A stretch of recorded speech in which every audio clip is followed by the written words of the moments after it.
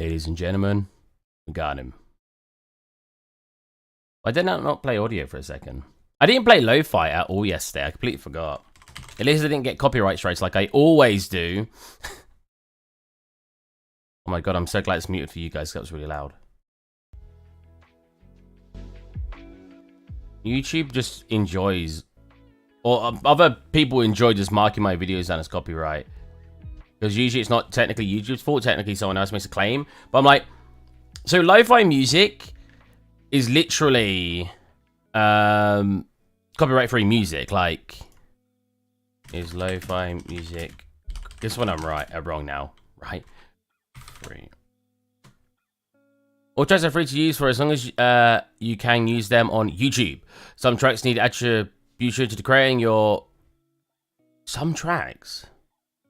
How do I specify what tracks? Maybe that's the problem. Because I can't necessarily force a name to come back in my came up in my description when Lo-Fi plays a song. But then Lo-Fi doesn't have them, look. There's nothing there to individual songs. So why do I get copyright striked just by listening to this YouTube video that doesn't get copyright strikes? She did get copyright strikes and she had to take down like a 2-year running video off the live stream. I don't know. It's very strange. Boy-fi, exactly. I get copyright strikes a lot.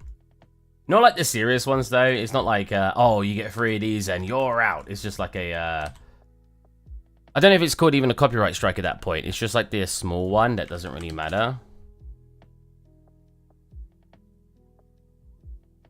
It's very strange.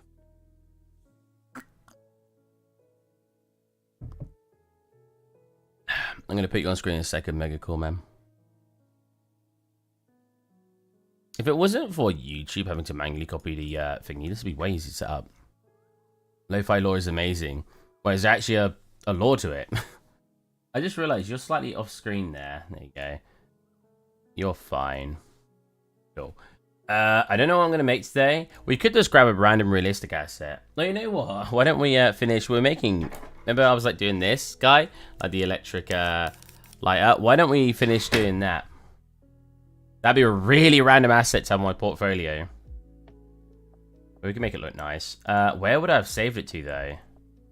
I've done too much work at the moment. That's not going to... Darren. That's not going to be in my backlog of stuff.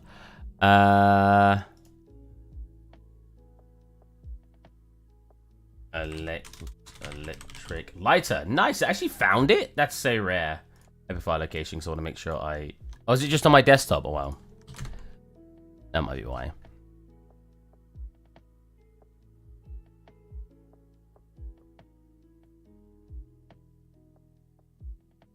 Alright, yeah, let's just do this guy. Oh, you know what? There's a bunch of stuff on here that thingy.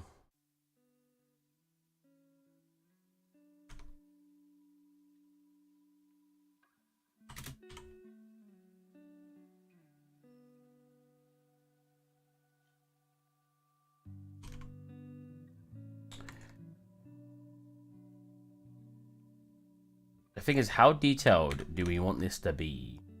I mean, we have the real thing in front of me, which always helps. Let's minimize this so I can see. So I just need a big hole here. This actually needs to be way more compact down, and it spirals, right? Yeah, this actually... Does it spiral?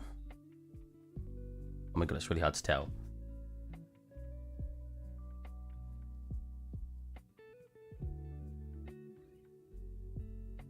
I don't think it actually does spiral. I gotta tell, I don't think you'd care enough anyway, but that's very, very thin and long. So I've got it very thick here. What I need to do is I can actually just do this, do this, do this. Get it a bit more accurate. This. Grab just the... I always forget what this is. Is it not here? In here? Ah, how do I move just... Oh, wait, did I change the shortcut for it? No, I thought I changed the shortcut for it. Bugger. It's I wanted to use it because it's actually been really useful recently, but I completely forgot where it is. How to move just the origin point. That's pretty much what I want. Blender, how to move just origin point. How to move the origin point? A 12-minute video. Excuse me, my guy.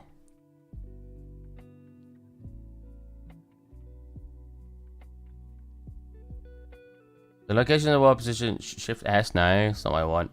We'll move. No. Okay, I need to do a tutorial for this. Because I always find this really hard to find people talk about. 2-minute video. I mean, it could literally be a short. He's got an introduction of him talking to the camera. Sorry, my guy. That's just silly. Oh, it's there. It's the option. Literally this. Now you can move the origin point.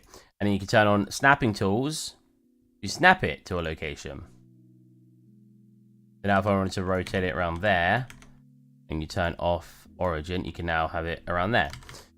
And that sounds mean for me to judge other people's tutorials, but if I see something silly for someone doing a 12-minute video showing me how to move origin points, I'm going to be a little bit skeptical, you know. So we're doing this, that way I can use an array. I think I got to do, what, -1 in the Z? Yeah, -1, and then we can now, what it can do is you can just go like this. Oh, you good? There you go. Like this. Now, that's still too thick, like I said. I want it to be very, very thin, very hard to see. Or not very hard to see. You can obviously see that there's normals on there. What's it that? It's got thingy. What do you say that part's thicker? Oh, definitely. So you'll want to pull this with this out a bit more, like so.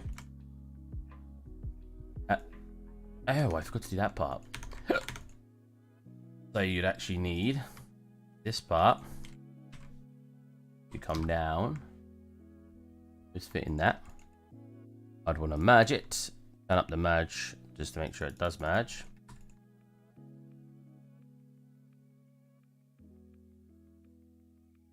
I think that's connecting, right? It looks like it. Looks sticky. Okay, cool. And then we want to thin this out a little bit. So we go like this, down. The right direction. That's right. Pull it down, out. Get a much thinner version. I still want it to be a little bit thinner than that. We're going to grab both of them.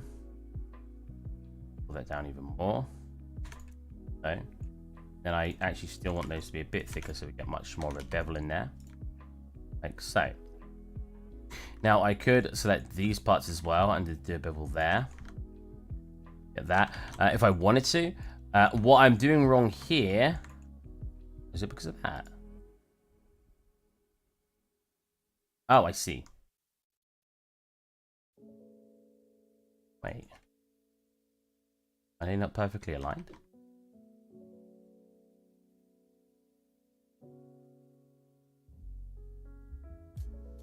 Get rid of the array for a second. Oh, they aren't. Right, okay. So we want you to align with that. So. Then when I turn this back on. Have the little gap on either side. I think that needs to be a tad thinner. I think I've gone a little too overboard. I can grab this here. This. Yeah. That should work fine. It doesn't look right to me. Is it because it's just too thick in general? And, I can't do it for now. It's going to go around the wrong origin point.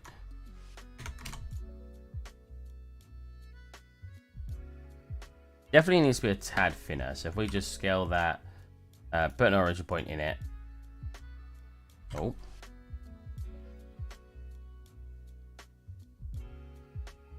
I'll put the origin point in it. There you go. Now scale it down. Now turn it up. Get that. It is not connecting there. Do you see that? That means this part isn't coming far enough down. This part? No. Beginning part.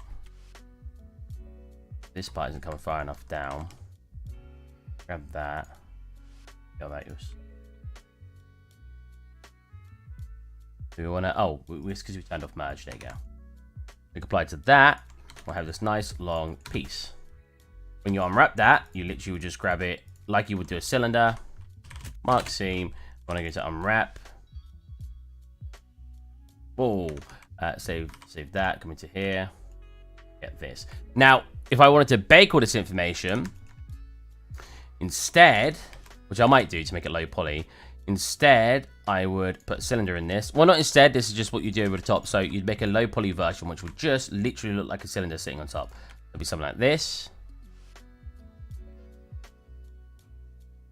Now, there's a small tip I can give you here, but only the tip, is when you're doing a bake from high to low poly, that's slightly not long enough. Let's just bring this back. Okay. When you're doing a bake, oh, you know what? That kind of makes me want to make it so it just, it doesn't come in here. Okay. I mean, I could still do that, right? I could just grab this, pull that in, boom. We've got that. Because, yeah, I kind of want to do that. Make it so it just connected, like so. So it goes in to get that last little connection. I think that looks kind of nice. Yeah, so what you can do is, some people might say, oh, go in between, right? So it's baking the highs and the lows, right? Which is fine in some cases. What I prefer to do is I prefer making it so it matches the complete sort of shell of it. So here, then it goes to the end. So the reason I like doing that is when it bakes, it won't bake any information onto the surface you're attaching to. The reason for that is because it's already going above that surface level. If this was low down, and let's say this part connected to the wall like I had it, like it did this. This part is now too low under, and the actual part that it's connecting to will receive those normals, which you don't usually want because it kind of looks a bit weird.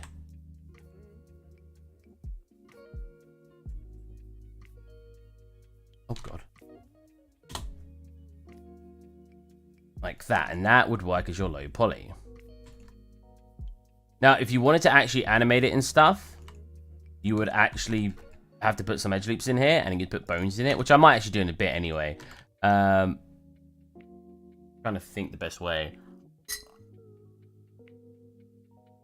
How do you rig both of them simultaneously? Is there an easy way to do that? Because if I rig both at the same time, I could bend both at the same time. Otherwise, I'm kind of screwed when I go to bend it. Because, oh, actually, no, you'd bake it first, and then you'd, yeah, I want me to talk about it. So what you'd do is you'd bake this down, and then you'd rig it after baking it. Correct. So you could do the same with all of this, do this low poly and stuff, but this is fine. I don't want to bake this. I just want to show a little bit being baked. Then we've got this back part. So this back part I've not done right, because it's just like a big hole. And it echoed like a hole. So first thing you need to do is it actually comes down here.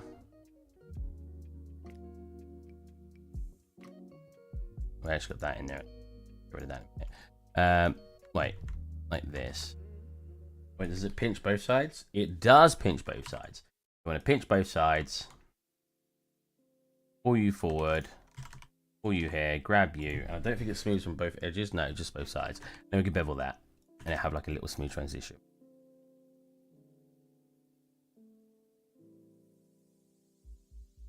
Now, I think that's pinching too much.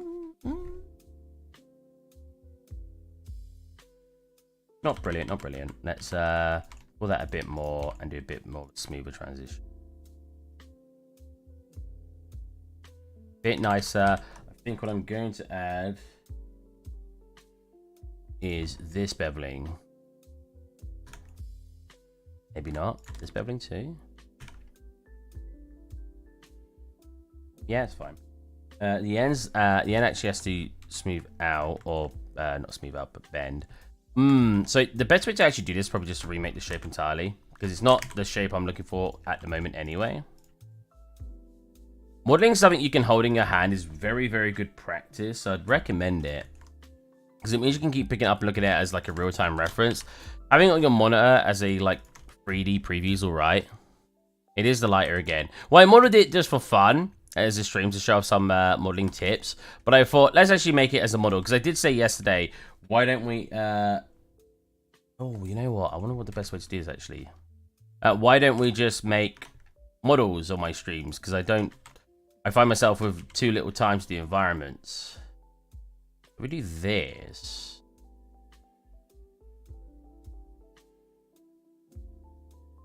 Very interesting shape. Because the problem is it gets a curved part at the end, like over here.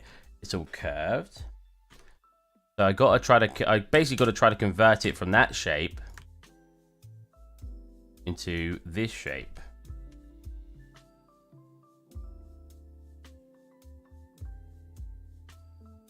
Oh, I watched Super Mario World, or Super Mario, what's it called? Super Mario?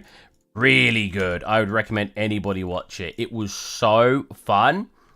Like, probably one of the funnest movies I've seen in forever, and it was just so good. I can't recommend it enough. It was amazing. Like, yeah. Yeah, very good. What's the best way to now make this shape?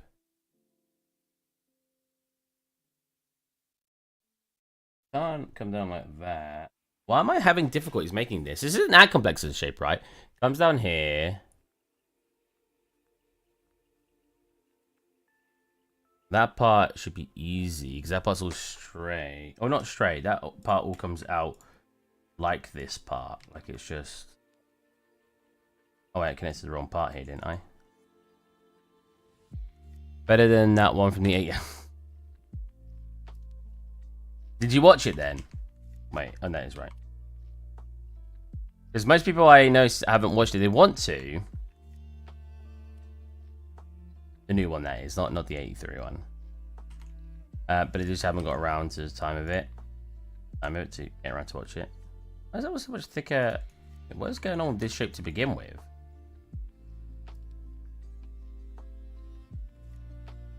Oh yeah, that's like closer than that. That's weird. Yep. Yeah, no one seems to have watched it right now. But if you want a recommendation, here it is. Go watch it. It's very, very good. Yeah, why is that like... Is that like an extra edge loop? Like that doesn't need to belong there. That's so strange. I did model this just a very quick like session just to show some stuff off. So maybe I've just got some incorrect parts in it. So if we delete that... Oh, what's that connected to over here then? Again. Well, no, because then that's definitely far away than that, further away than that. Maybe I'll just mirror it afterwards so it's an identical shape. You haven't been sitting there in ages. I've been 3 times in the last 2 weeks. Let me see. John Wick for Dungeons & Dragons and Mario. All good. I've not seen... I can't sit there and say I've seen a bad movie so far this year. Everything I've watched so far has been very, very good.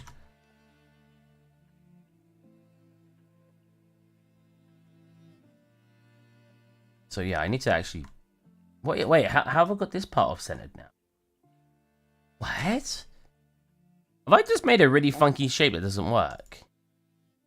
Because that'd make a lot of sense to what's going on around. That needs to connect to there. That needs to connect to there. You... needs to connect to there. You need to connect to there. Cool. And I should easily... Let's go back to modeling tab so I can see what I'm doing. I need like the extra tools to appear like here. Okay, so I should be able to connect these up. Select this. Oh, it's not going to work. Select this, they go in bridge. This bridge. And then I just need that to come all the way over, right? One more, definitely. What I can do is just grab this. That. There. Grab here. Down to there. Here.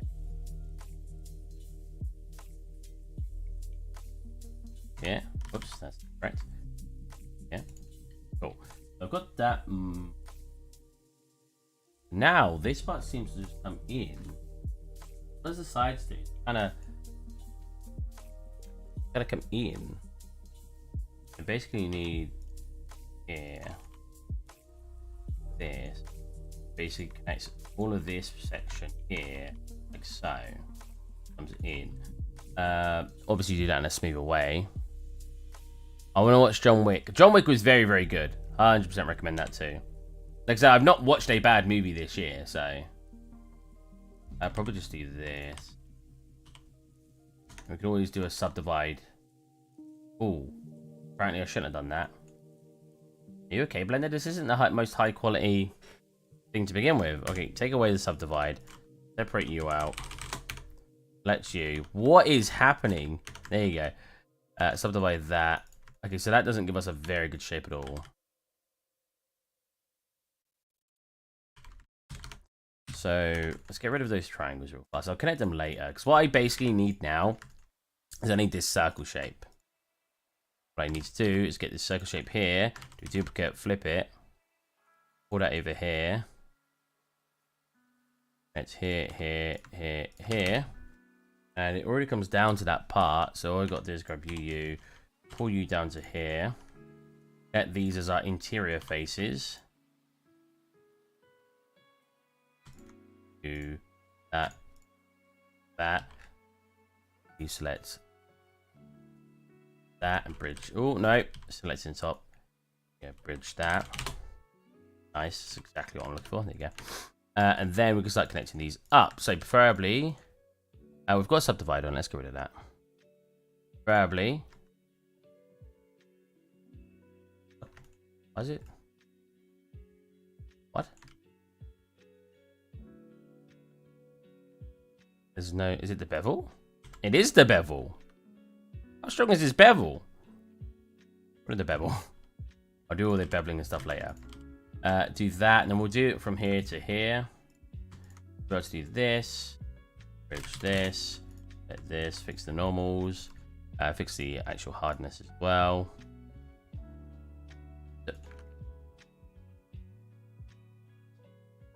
Okay, is this just a broken shape? Flat. There you go. Then auto smooth. How?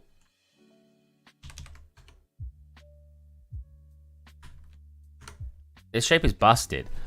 Bussin'. Why? That edge here. Is there like something connected? What is going on? No overlapping. So what this should be doing is smoothing the, like making these go sharp.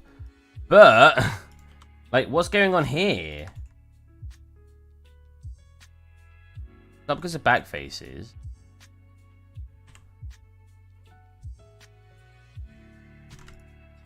Nope, this one. What is that? Right, we'll make it sharp for now, just so it's not bothering me. I'll connect you to here. That's it, apparently. Connect you to here, connect you to here. And now we need to figure out the better way to connect this, and then we also need to do a similar thing here. So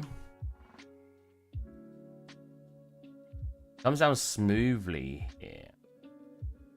How does it come down there? It comes down as like a single line here. So this sort of comes down like this, like I sort of modeled it earlier.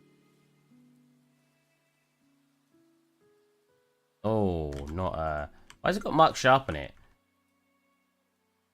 Not Mark Sharp, seam, clear seam. Cool.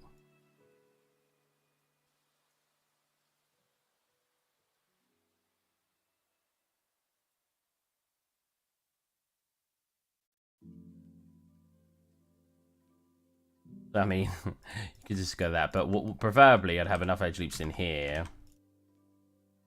Make it so this will have a smooth transition. That's there like that. This could be moved up, but when you smooth that, oh wow, it's not actually smooth as much as I thought. I thought it was going to smooth it and go up a bit more, but it's not. Better way to probably do it is grab this and pull it up as well. Okay, let's get a smooth shape, but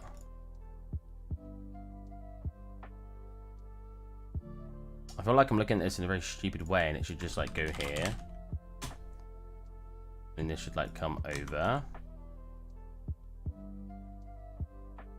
and look nicer than that, obviously, but not sure.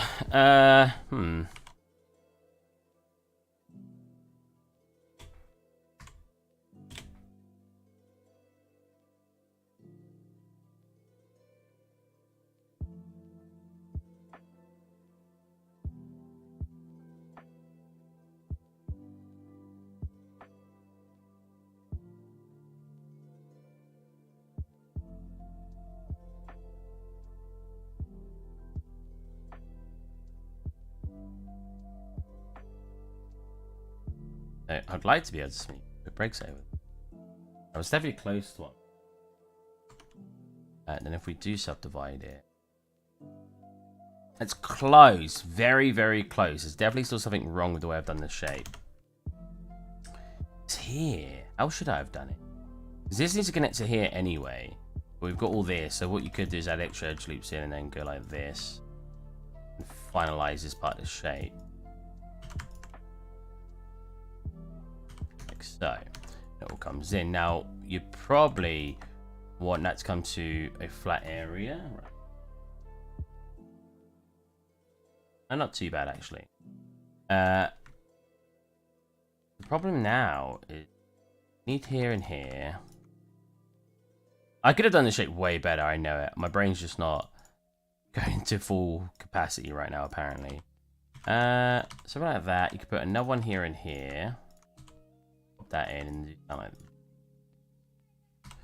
Then you've got a four-sided shape here. Like so. If we cut this down the middle, delete one side. I don't know what. What? Oh, here. That's down the middle. We delete one side. Cut it down the middle here. We can delete the bottom side, right? And what we can do there is pull this up to our middle part. I still don't want the normals won't fix. If I give it a oh, is it because wait, get rid of the subdivide. It's because of this. It is. Right, keep sharp. There you go. That's clearly not right, but we can fix that in a minute. So then what you can do here is we could just mirror it, so that way we don't have to model the rest of it. So if I mirror it there. Really delete a little too much. Let's do clipping, pull this down. Same here. Actually, did I need to do clipping? Did I just pull it? I stop clipping here. There you go.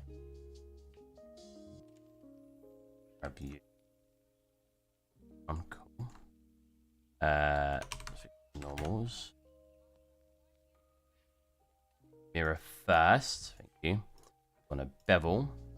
I'll do that first. And down. That's very close here. It looks like I'm going to do that. No. So that almost fixes what I'm going for here.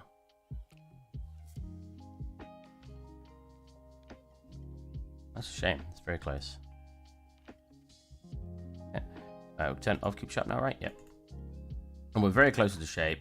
We'll just do that. We should get a finalized shape that we're basically looking. Go. We've got that little ring at the back. Okay, so we're going to subdivide before our thingy. There you go. And if I pull this in a little bit more, we'll probably get that. Still not quite right. 0.015 around there. Maybe I just don't need to subdivide. I like the subdivide because it makes this part look a bit smoother. Is that just giving me edge loops here though? Not really. I keep subdividing. I'm just gonna optimize it now. So if we apply, look at this shape, and we'll start just getting rid of some edge loops. So this actually turned out really funky over here, which I probably don't need a lot of this information. I could probably go to here. I could probably get rid of like all of this interior phase. Maybe I can't. We'll check how we go. Like so. Actually, I need the middle one. I think. I need this line. If I do something like this, probably get rid of these.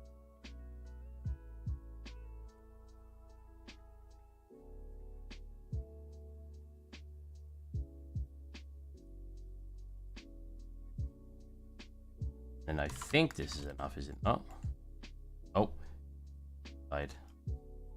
Wait, middle. Bridge. It's not equal sides. 1, 2, 3, 5, 6. 1, 4. Get rid of 2. Do that look like they give the least amount of. We'll do this. Hold on a minute. Bring that one back. Do this. Connect that. That. Now. This. bridge. That's a nicer shape anyway now. Way nicer shape to work with. I don't mind that this comes too far over, but I guess it would be better if it was a little bit more flush. Let's grab this.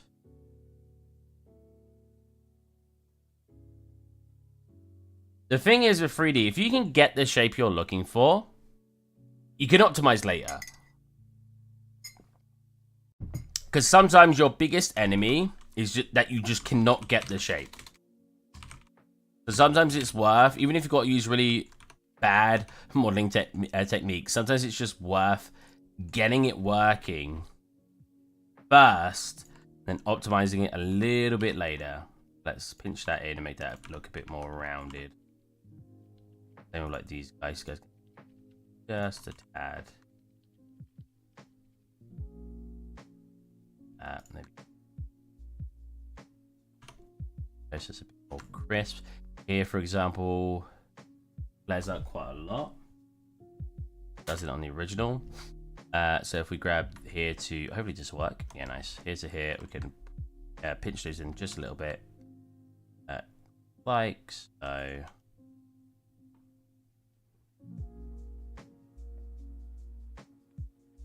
Grab you guys. Well, don't quite like.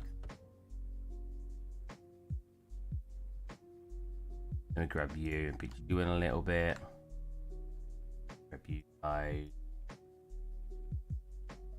In a little bit. These guys need to definitely be pulled over. Find that edge. Just a tad. Cool. That's a bit more pinched on that side. I'll mirror the bottom again because I've been editing. Yeah, exactly, yeah. So sometimes it is just about getting that shape done. If I ask my boss about that, he'd say the same thing. Because the amount of times my boss gives me something that's completely almost completely unworkable. But at least he got the shape, because now I can just retopologize it if I need to. I mean, my boss isn't much of a 3D modeler anyway. He just sometimes helps out here and there. He's got much more... He's always caught up with a lot more difficult work, let's say. So here I'd like to optimize a bit more, but I have no idea how many of these edges are required. Not too bad, because what we could do is we can actually subdivide it and then take the subdivision one and use this one for our bake. What I'd actually like to do here is I should have probably pulled this out a bit more. How possible is that to do without breaking the shape now? Like here. Why when I selected that, what the heck? Why when I select it, like, it's funky? Oh, because the mirror needs to be on top. Grab that. Pull this out a little bit, but it's gonna pinch. I mean, it's not too bad, right? Like that. That's good. Oh, mirror, go top. I undid it. There you go. Perfect. That looks pretty good. That's pretty much, like, if you look at the shape, it's pretty much what we're going for. In fact, it flares out a little bit in the middle, so I'll do that. So it gets a little bit bulbous here. A bit more like that, bulbous.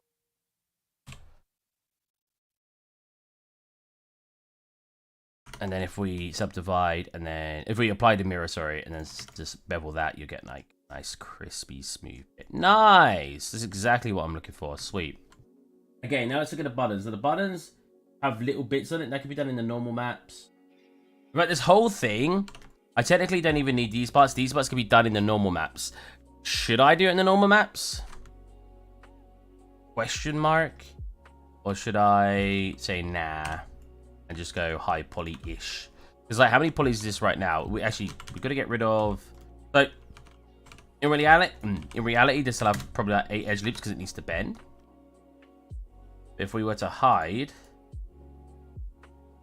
because I'm scared, can I?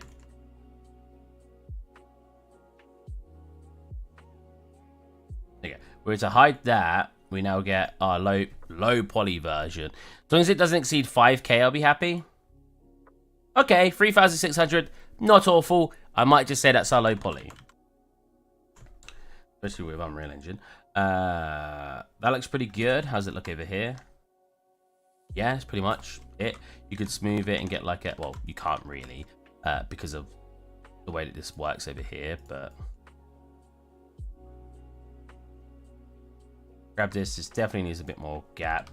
Can I grab this and do that? I can, but it doesn't look quite right. What if I grab the whole thing around here like this? Just smooth transition. Kind of. Not quite there though.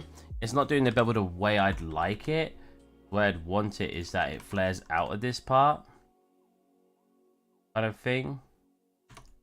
As it still didn't quite do it the way I wanted to. Not too important. It's only a small part of the shape. Again, we could.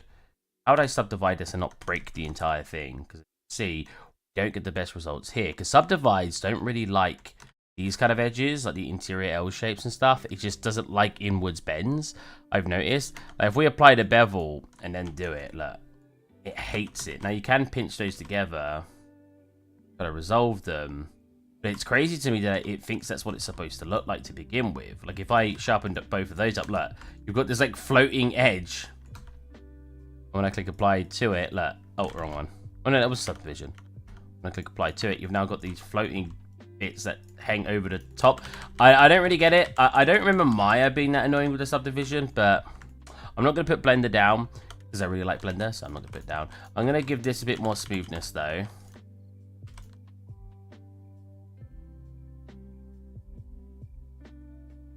And then the way I'm going to basically do it is we're going to grab both sides, like the mirror sides that I've just made, blend them out a little bit, and bring them up or bring them away. So move on to our next one. So 3 in, 3 in, 3 in, in. I was watching this really funny video, and I wonder if I could find it now.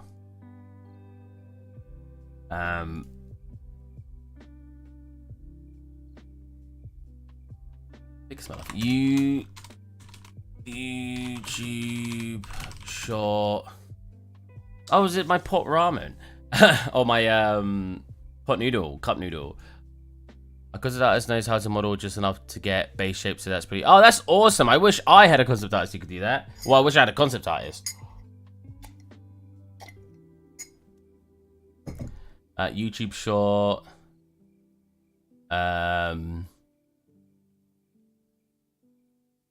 Curves versus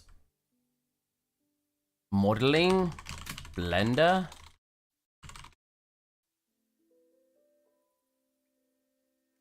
Wait, was it like you're modeling wrong or something? You're modeling wrong. Can I not search for shorts? Oh, that's stupid. Shorts. Short. Blender. Oh man, I want to find it. Basically, he had like a wine glass. I'm just gonna repeat the video because it was very stupid. Wine glass side on. Right, so he had like a wine glass. This is like the first trick you always get shown in 3D. So how did he originally model it? Trying to think. Did he just grab a single polygon? It was like one of those terrible hack videos, but they just make the other thing. Whoa, I can't even see where it is. Yeah? Yeah, there. Oh my god, it like vanishes on that backdrop. Was it because it's behind it? Oh, it's because it's behind it. I was going to say. Yeah, and he basically, he did it as low poly as he could, right? It was like this.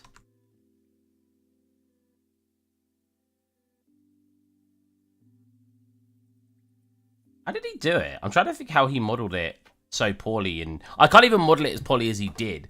How did he do it? Did he just like do the entire glass? He modeled it to make it look like the other method was significantly better. And it was like one of those hack videos where they're like, this is how you should do it. And then they make the first method look freaking awful, even though it's perfectly fine. Stop cutting your tomatoes like this. And he just squishes it with a knife, not even the sharp side on. He just flattens it. And I was like, yeah, I think this is how he did it. He just grabbed it like this, pulled this out, did something like this. I was like, there you go. And then maybe he did like the hole in the top. I cannot quite remember if he did that. But let's say he did.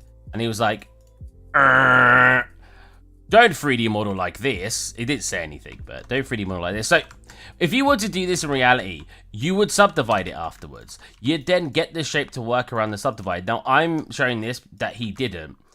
And then you probably do a quick bevel on top of here so you get a nice sharp top. Like so. And boom, you've got a pretty nice wine glass. You can still finesse some areas and stuff, but...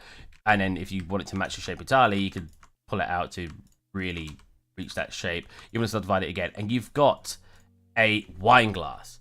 Simple. Easy stuff, right? He didn't subdivide it. He left it like this and went, don't 3D model like this. And then he got a curve.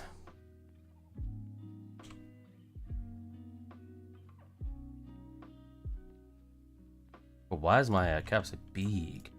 The curve. Can I delete the rest and start like dividing it from there? I didn't use curve. No, I can't. I don't use curves very often. So we'll just grab what we got. Is this definitely using a path curve? Oh, there you go. I know where this is going. Yep. You learn how to do this like always. Like one of the first things in like 3D class. It's just something that they teach you. And he put in all these extra loops, I want to clarify. He put in all this extra detail. I think I only need it to there, right? Grab this. Grab this. Got like this shape, and then you've got to convert it to mesh. Go into...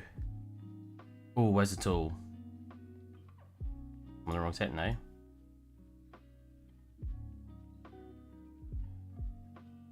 No. I want to really show it now.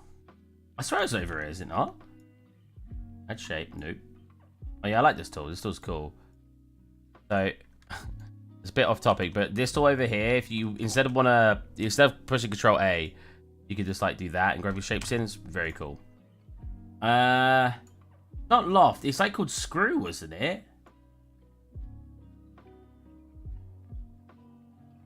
Spin. Oh. Wait. Okay, it's running the wrong way. Let's... Wait. Oh, is it doing it... Well, why is it not doing it around my origin point? Is that how the spin tool works? Okay, let's just pull it to the center then, I guess.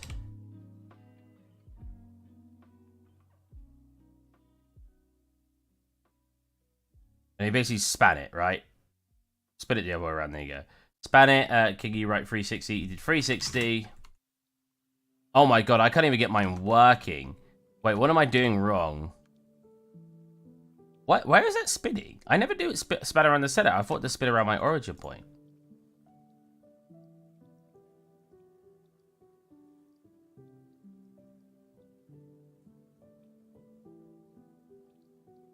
There's also the screw modifier thing. Yeah, and the modifiers over here.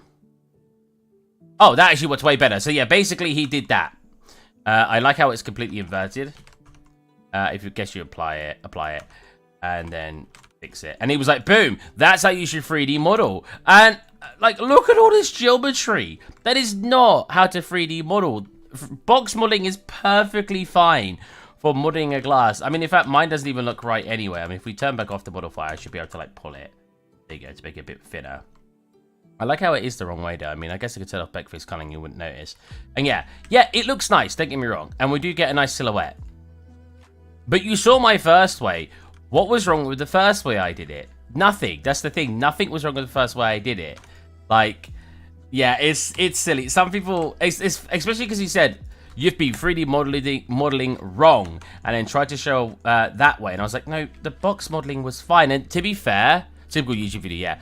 To be fair, all the comment section said the same thing. And I was like, yeah, 3D modelers stand up. Like, I was so glad that everyone else was calling out on this terrible video. I feel bad sometimes. Like, well, I know he's trying to help, probably. He might just be doing it to get views. I mean, to be fair, you can't blame anybody for being on YouTube and they're trying to get views. It's kind of the whole point to the platform. But if your channel is supposed to be dedicated to help people and you're not helping people, that's also a bad thing. It just reminds me of like those really bad adverts back in the day. Have you been cleaning your toilet bowl like this? Well, with the new poo-poo flush Mega Blast. You can clean your toilet in seconds. Just watch how easy it is. And then they just shoot water everywhere, and the guy's just like...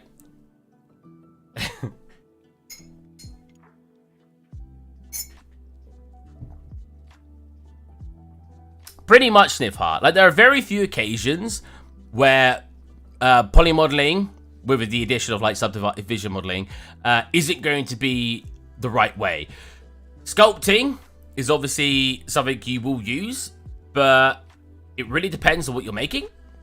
If what you're making doesn't need a sculpt, you can use polymodeling. If you're using curves or NURBS, curves are really, really good for wires. If you actually like grab a curve,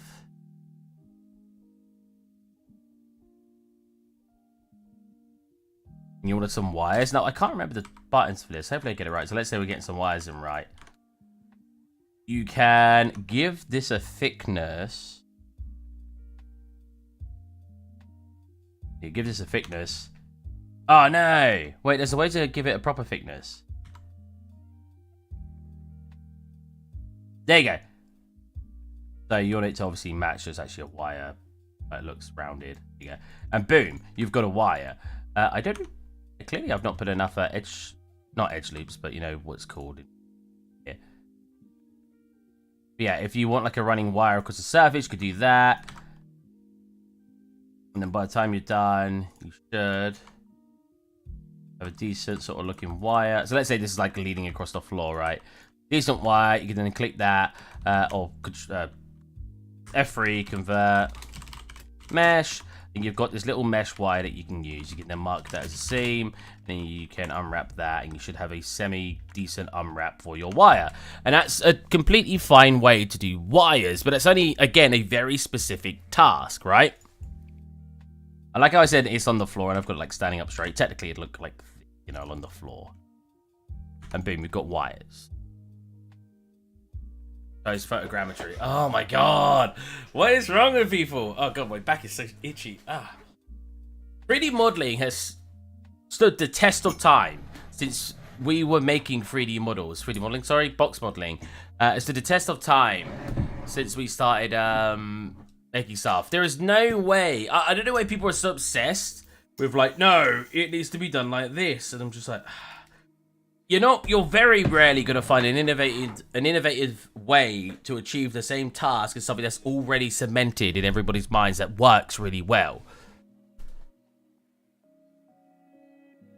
The spin screw modifier might be easier for beginners. Yeah, it could be easier for beginners. Sorry, it took me a while to read that. It's just like, why teach someone a more incorrect way to go, right? If you want to teach someone to be a 3D modeler, teach the way you're supposed to 3D model, which is usually box modeling or sculpting. If you're showing someone curves or NURBS, I feel like NURBS are a thing, right? I think someone I work with keeps talking about NURBS. Have you ever seen the meta balls, by the way? Get like multiple of them. You're like, ooh. There you go. Ooh. Anyways. Wait, why did they disappear when I did that? Yeah, exactly. Yeah, it's just one of those like... I think that's the thing, right? That's who the audience of the video was trying to hit. People who don't really know about 3D modeling, and when they look at curves, especially if you make the box modeling way look terrible, when you look at curves, you're like, wow, that looks really simple. Why wouldn't I make it like that? You know what I'm saying? Was using old times, now no one uses them. NURBS was used in old times, and I don't really understand why. Maybe it's because of the lack of tools box modeling had, but NURBS have never been very good because the geometry you make when using NURBS, like I said, I don't even think Blender has NURBS, right? Did you see it there when I Control A? Mesh, curve, surface, metaball. Is it surface? Oh, NURB. Here you go. It does have it. Yeah, they're cool. You can make really cool surfaces, and I can imagine like making a car with them, right? Why is it not giving me a part over here?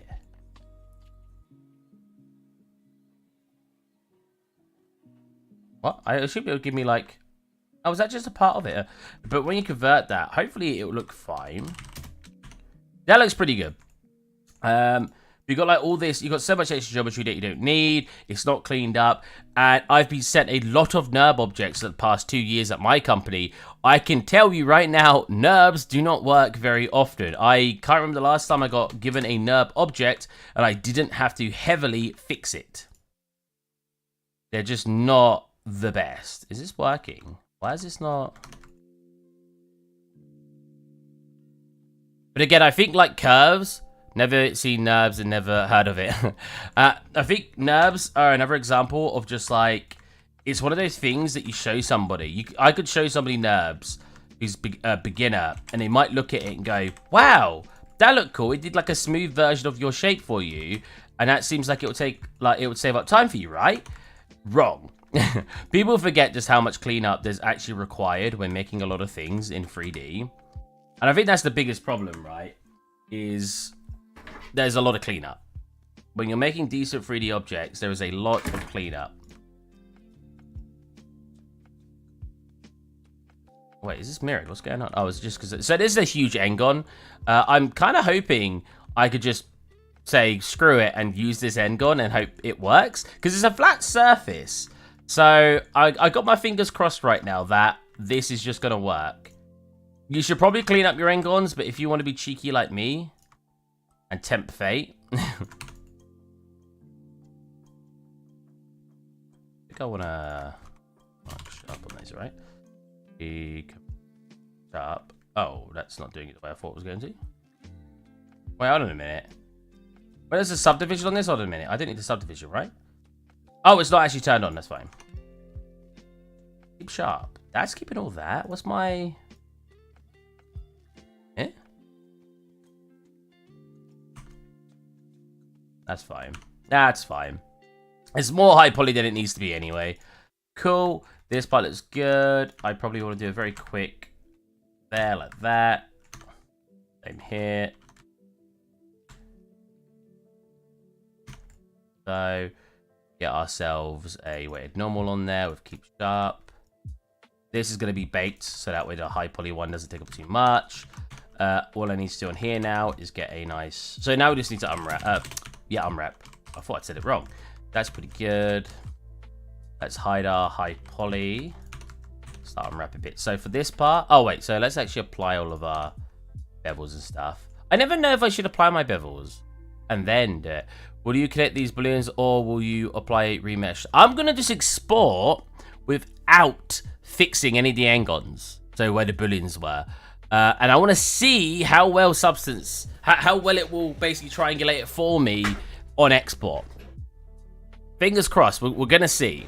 It might be garbage and I might have to fix it anyway, but I'd like to see where it goes.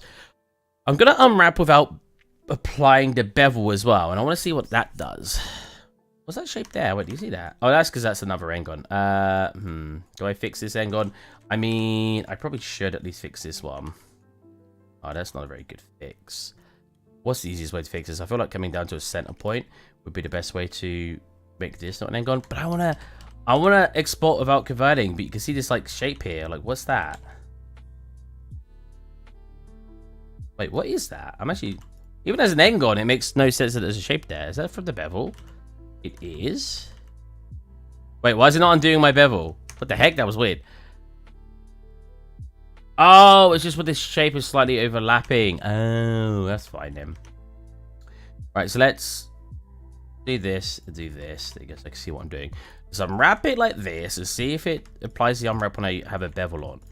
I'm kind of just experimenting a little bit to see what it actually lets me get away with. That makes sense. So like how many modifiers I can leave apply, how many Engons I can leave not cleaned up, as long as they're flat shapes like this, and how much it'll actually do for me. Because I think that's very interesting. I think that's very interesting. You guys might think that's not very interesting. I'm gonna just do this just to make it easier for the unwrap to have those separate. I mean, I guess I could. There. Seam there, so they connect here. This back part here connects here. It spreads out to here. And how would I want to do this? Like mark seam here and here. Spreads out, keeps that part. I don't think that's the better way to do it. I think the better way to do it is just have those parts completely separate components. Then unwrap those like they're rectangles to begin with. These are very low poly. Let's... I know, like, we're just increasing poly count more and more at this point. We want to bevel second. No, sorry, subdivide second or first? Second, definitely.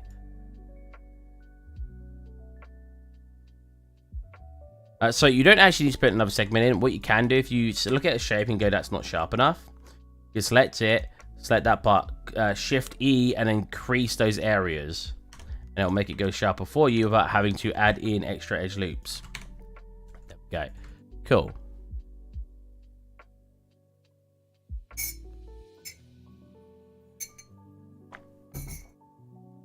The crease tool is really, really useful. For those of you who've not used it, if you had a shape right, and let's say you subdivide it 3, and let's say I want this side to be sharp, you can select that, Shift E, and sharpen it, and you'll get that part to be sharpened. And look, we got a bullet. It's sometimes not as good though. Sometimes doing this is better, but if you actually look at the difference between density on your mesh, actually let's subdivide it a couple more times so we can actually really demonstrate it. You'll see it gets very tight over here, whereas if we instead subdivide it by 3 again, if we instead do this, let's say we make it completely sharp, why not? And we convert that, you'll see it keeps like the I don't know the word I'm looking for, but you know, like it makes it so you're not having a really tight amount of polygons around the edge. And I fully tightened it. If we don't fully tighten it, we actually just go close to it like this. It's not quite the shape we're looking for, admittedly, but it should be pretty generalized on its polys. And then we could, to be fair, just flatten. Am I selecting the front as well? What's going on? Huh? Why is this... I do not have soft select on. Why is it selecting everything? Let me redo that. What you could do now is, if you did want this part to be flat and you didn't want to do what like the original way, you can then just flatten it manually and boom. You've got this really nice part that goes to the back without giving you a bunch of extra polygons, right? And if you really, really wanted to, you could add your edge loops in now. Spread them out and make it look like they've got like a bevel, you know, sort of mess with it.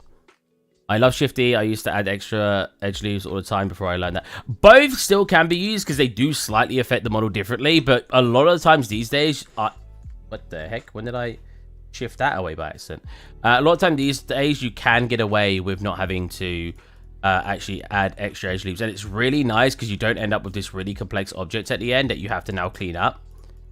You might have to clean it up a little bit still. I don't know how I ended up with this part not being completely flat, but whatever. You could just control, you like scale it across the axes that it's like flattening across just over and over again like I'm doing. But you don't need to do that. If you just press 0, so scale on it and press 0, it will make it flat. I just got into the habit of doing that like over again. I don't know why, maybe I just find it more fun. Just make sure that aligns, cool. Unwrap is still not there yet, so this part goes here, that's one shape. So if I unwrap that, some of it isn't going to unwrap yet, but yeah, you should get this shape here. This shape should still not work, so this connects here. What I can do, like I say, no. More seams you have, the harder it is going to be to make it look good and not show seams. But sometimes seams will make it so there's way less warping in your end result. Substance actually does a very good amount of like anti-warping on your textures, but it can still be very difficult at times. So I probably want to unwrap this from the side onwards. So we want to do something like this. Like this. The other way, just so it looks... Yeah. Mark that. Go across there, mark that.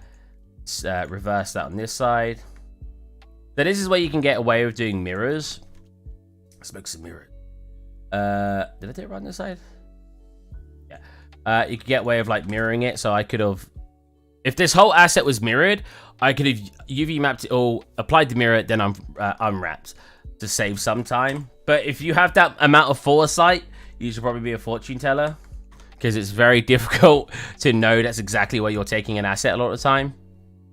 So I'm going to keep... Well, no, let's just apply these. It's a very simple shape. Oh, yeah, it's still fine. I thought it was going to be way worse than that. Oh, so this actually, yeah, get rid of those now. I want to apply the mirror too. The reason I'm making this asset is no reason at all. Just to clarify to anyone who's watching, who wants to know why I've decided to make this asset. I made this asset as an example of how to do something a couple of weeks ago, and That's basically it. And then someone, I did say yesterday, let's make some more stuff on my portfolio. That's just assets. Hold on a minute, what's the other one? That's just assets, and I thought, why not use this? So this is where I could have mirrored as well. So I'm wasting a little bit of time here, manually doing it. Go here. Is that how I've done it? And so you could just like select the entire edge loop, and then the parts you don't want to, just you select them like that. Cool. Mark seam. Whoa, that worked, and then moved it. We've got these parts. What are these? Oh, did I extrude it by accident as I marked the seam? Wait, that's still marked. Seam. You can try conformal, which sometimes looks better, which it 100% does. Now, what I like to do is I like to hold on to these, because if you can, sometimes you don't want to do conformal on everything. So if I unwrap, I'm like, oh, I prefer angle-based. Now, they look basically identical, so it doesn't make a difference. But some assets you might like conformal, some assets you might like angle-based. If you unwrap them all separately, when you get to the end, what you can do is select what you've got. So I've got that and I've got this. If we press F3, which is your search command, right, average island scale, it will get the correct scales. If they aren't the correct scales, make sure to select everything. You go control A, scale, and it will reset the scales for everything. Redo it to make sure it was fine, and then you want to pack, and it will pack them into your UV. Yeah. Now I still want to apply these things, but I want to see how they work if they basically apply on export like this. This person right here, officer, we got him. This back bit here, 100% still needs to be optimized, so let's work on a little bit of that. So first of all, this center part here is terrible. Let's delete. I can't spell. Delete edge loop. You can press X. For those of you who, a lot of people ask me, why don't you just push the shortcuts? I feel more comfortable a lot of times just typing for some reason. I don't really know why, but yeah, if you press X, you find what you're looking for, like edge loops. You just do it that way. I also like F3, because if let's say I've already typed it in, I just have to push F3, enter. F3, Christ, get lost. F3, enter. F3, enter. F3, enter. You see what I mean? So it kind of works as a repeat command. And for those of you who didn't know, Blender actually has a repeat command. It's Shift R.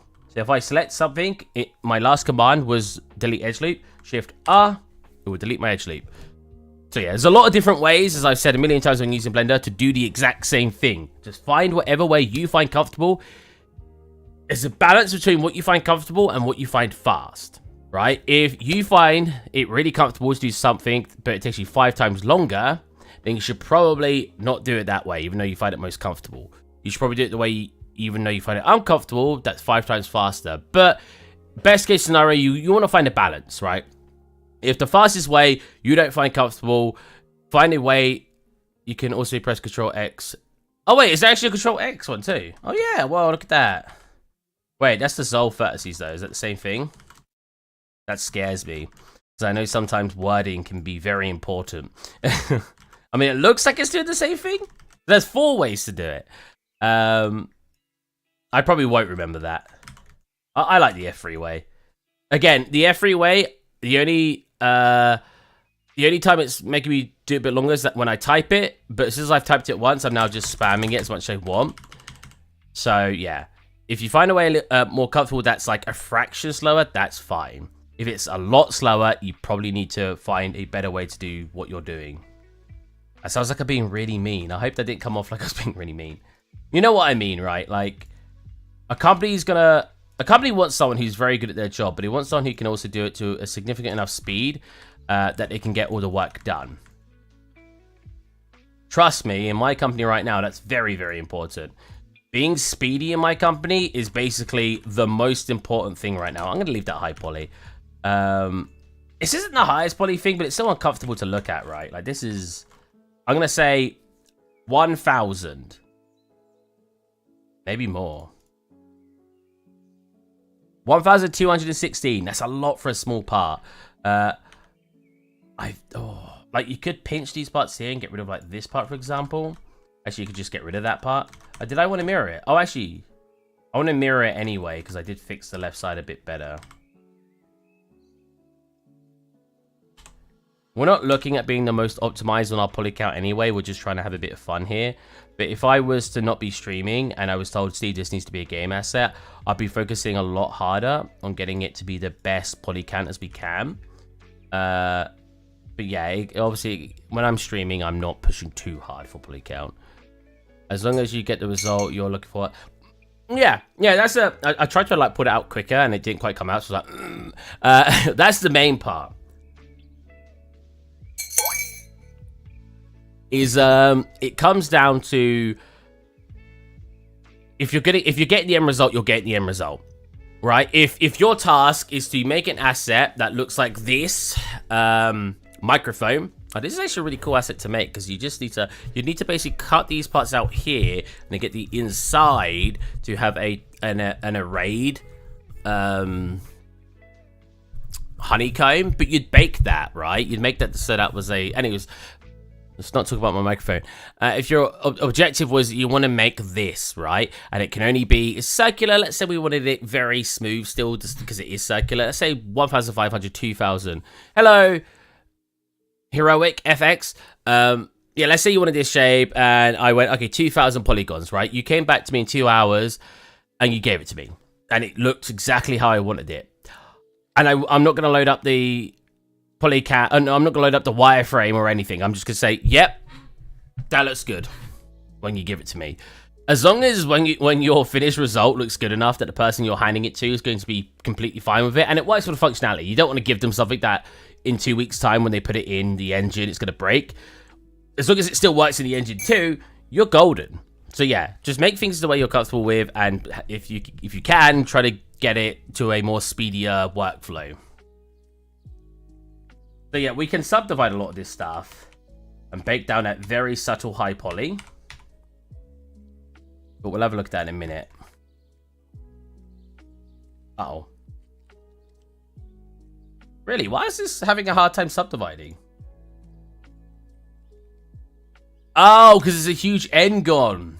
Right. The poison for Cusco. Poison chosen specifically to kill Cusco. Cusco is poison. Poison. All right, so here, so this is an optimization now for UV mapping or for texture space, right? Here I can delete this, do this, and then let's just have a bevel here so it looks like, so I actually increase poly count, right?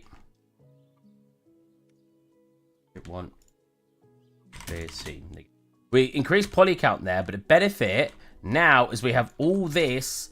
But it came up like a big thing here, right, a second ago. We have all this space. In fact, I don't even need this. I could just unwrap this and it should.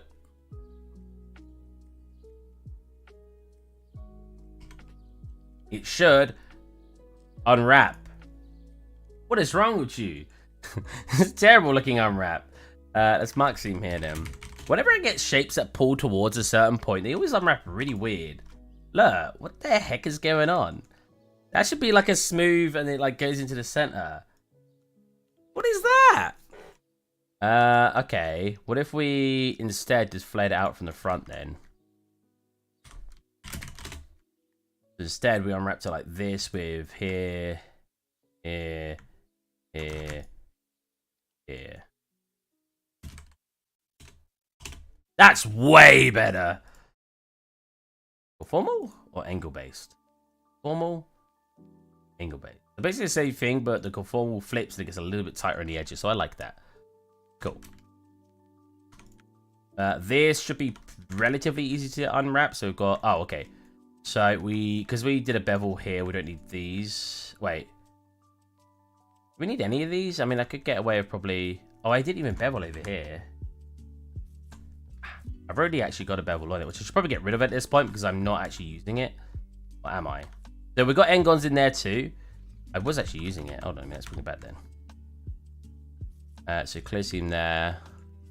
Will you... Oh wait, I already read that. So let's actually clear seam. I want to see how it looks. If I just mark seam there and do that. Pretty good, cool. Probably it's conformal, so it looks very nice. If I went angle base, you'll see it warp. Only a little bit though. Pretty good. These, if you're actually keeping it optimized, should not have a bottom to them. Which, if we look, do have a bottom to them. Naughty, naughty, bad Steven. You've been a bad boy. So this is actually a button, so I probably want to disconnect this and pull it down a little bit into the surface. I like to slightly overlay things. I don't know if that's actually common practice, but... Oh, wow, actually. Hold on a minute. Do this, do this, do this. Merge center. Actually have it as a proper hole. And then grab these and pull this down a little bit. I like to have it slightly intersect to the object. I think I used to do that because it looked better on ambient occlusion. When something just touches the surface, it doesn't usually follow the ambient occlusion. At least it didn't used to, I think, with X normals. So I've just kept with that workflow ever since, and I don't know if it's actually the way you're supposed to do it. I don't know if you're supposed to perfectly align it, but I just make it overlay just a tiny bit. It doesn't hurt the mesh very much overall, so it doesn't really bother me. Then this one, same thing. Mark seam here, mark one on the edge, unwrap, make sure it's going. Oh wait, I didn't delete the face at the bottom. Delete the face at the bottom. Unwrap again, just in case. Yeah? Wait, get on here. Here should be unwrapping as a very long thing. There you go. I swear did I not? Oh, I probably just did that. Okay. Now, I don't necessarily have to have it as a long thing because they don't flare out too much. I could just take this and this off, clear seam, and unwrap that. In fact, that looks pretty good. I will do that. But when it gets so far, we've got like a longer shape. That will get really warped, especially on angle based.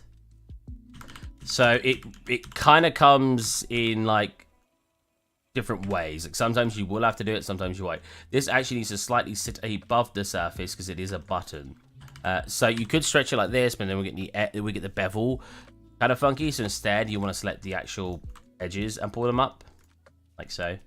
We want it just to sit above that surface, so that way you could run your finger on it in real life, because we have it in real life. If I actually looked at it here, oh, actually, it's quite above the surface. It's more like that. Yeah. Yeah, that's about right. Similar over here, same sort of thing. They need to be above the surface. They actually match. Oh my God, we're matching. They match the same height. So if I do this, we have the matching. Sweet. Make sure that intersects through it.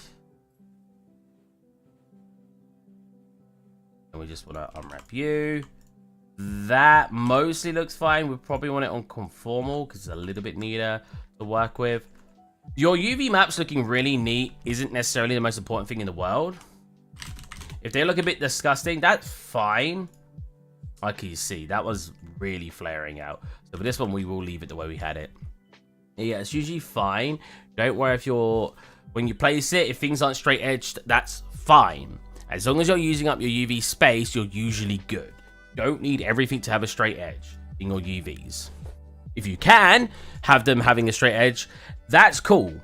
It's just not a requirement, and I will stress that a lot. It is not a requirement to have them looking like amazingly unwrapped. Well, at least not straight. Because things aren't straight in real life anyway. Like, we want to probably do this. So this is the highest poly part, but it's fine. I can't bother to optimize it. It's mirrored at the moment. Let's apply the mirror first. We want one edge across here. That way when that unwraps, can I select that? Normal? No? I'll show you in a minute then. Then I could just do caps, to be honest. Just cap it at the top and bottom. So now when I unwrap that, you'll have like these two flat parts. If I conformal it, looks better at angle, I think. Yeah. Yeah, this part in the middle here just looks like this. Very good. All right. That is everything. So we want to get all of this as our low poly. Oh, actually, yeah, no, it's fine. So I'd like a little electric spark to go in between, right? So how does that look? Oh, what is it burning? Whoa.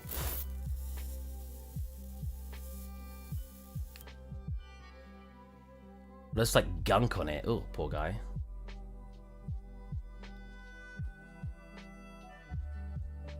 There's a little screw there as well. I could do that in the texture though. So there's a small bits I could actually do here to improve the overall look. So one is here. It actually comes down. Why does it never extrude into the way I want it? Right, insert that. It actually extrudes down like this, and then you get the surface here, like that, and then it comes back in and back out. It basically looks like, yeah, exactly like that. Yeah. That's pretty cool. That's neat. We could keep that if we want. The bevel is very strong now, though, which could be a problem. One. Yeah, it's so strong that we're literally maxing it out.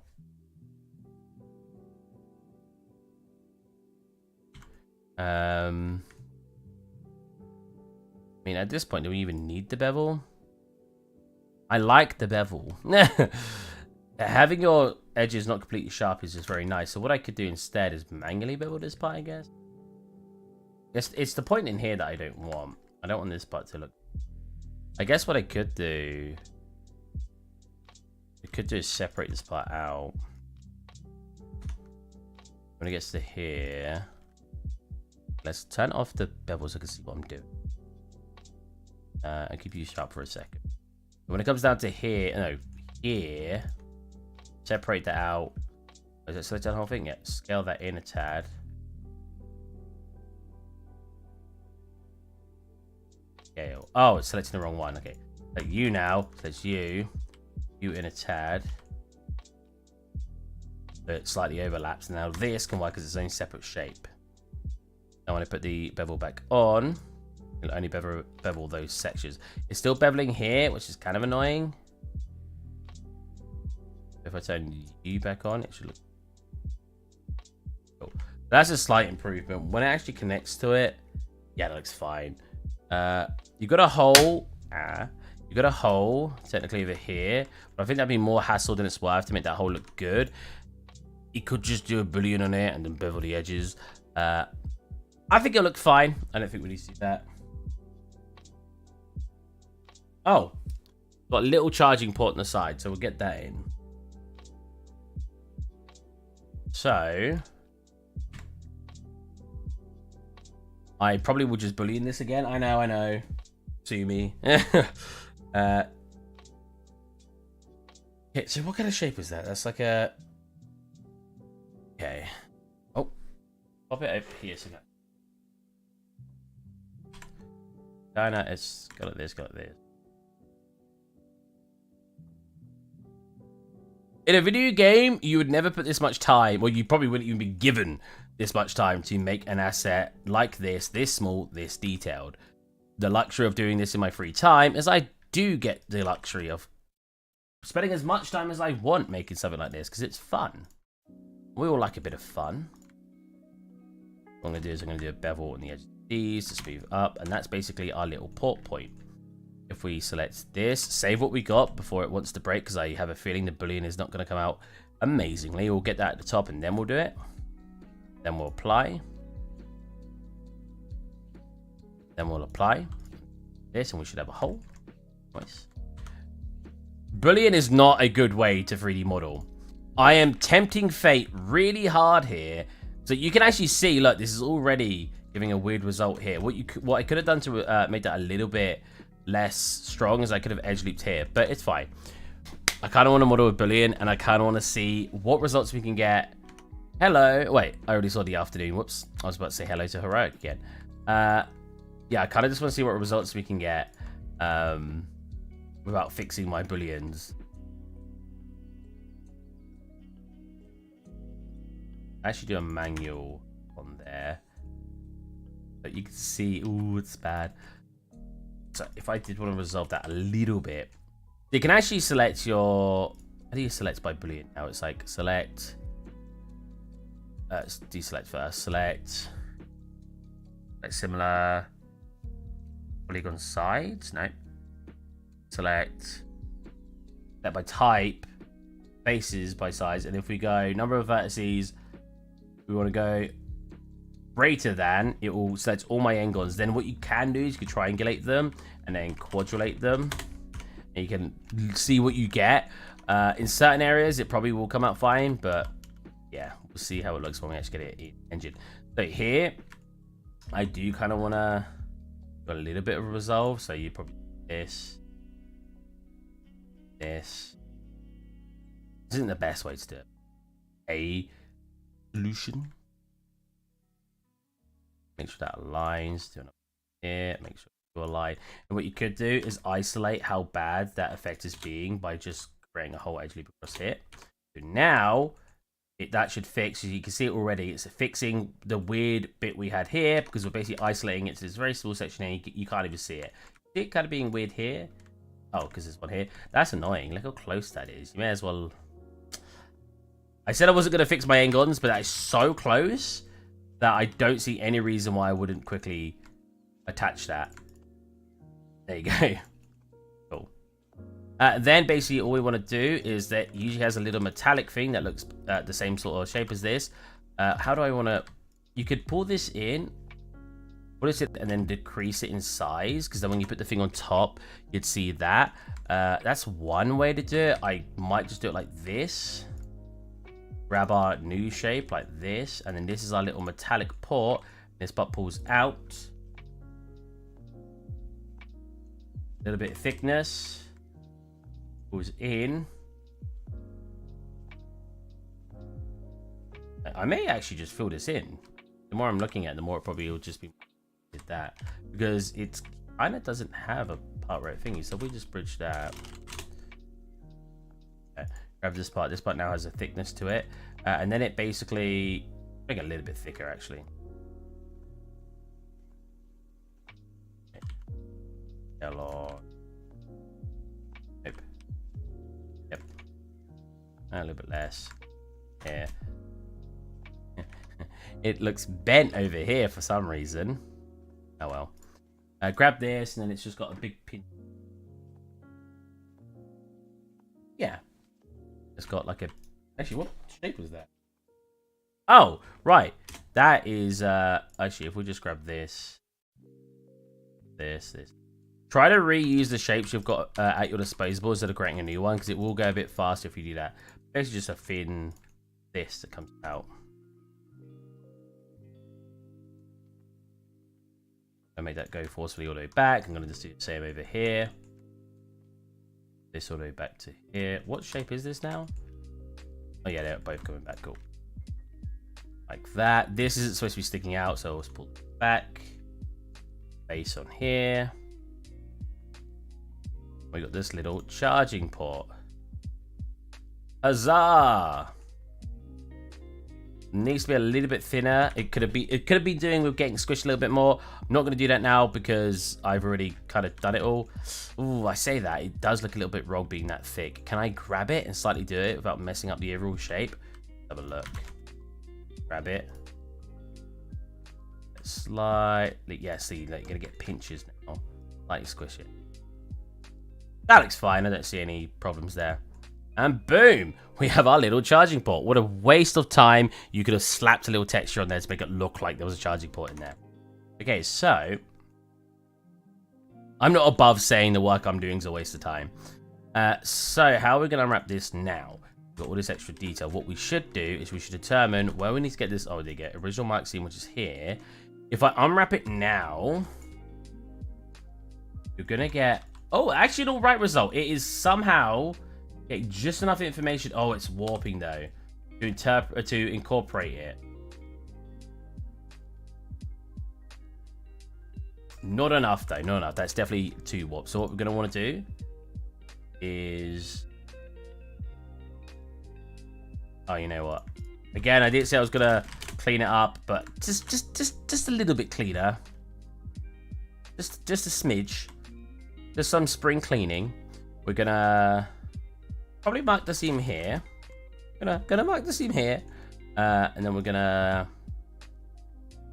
A couple ways I could do this. I think I'll just end up going like this. Let's take off. Let's hide the subdivide, the bevel right now. Make sure I grab all this flat surface over here. Mark that as well. Now when I unwrap this whole thing, that part should be left as a whole, and it should be separated down here. That looks pretty good if you ask me. Check between angle based. Angle based looks better. we're going to leave that as angle based. The rest should already be unwrapped. Very, very cool. And I think that's every... I left the wire over here. I could actually use the wire. I could plug that in, make it look like it's charging up. Like, not a bad idea, actually. Like, I could... I did all the detailing in there. Maybe I could have it sit on the floor next to it. We're not going to do that. We're not going to do that. So, I'm going to hide that for now, and this will be our low poly. If I select all of it, scale. If I press tab, I'm supposed to be able to see its... There you go. What? Why wasn't doing it? If we average out the islands, it'll average out for each other, and if we pack, we should be able to get that all in one little square. It's actually pretty good. Really good unwrap. I could probably make it a little bit better. There are some parts that are a little bit awkward, like this. Oh, is it really? There's no way. Okay, well, so what's happening here? Why is... Oh, right. Bring that back. Why is this like a dot? Oh, because I didn't unwrap these parts. I'm an idiot. Mark seam. That should be it, right? No? No, I'm an idiot. Mark seam there. Oh, and one there.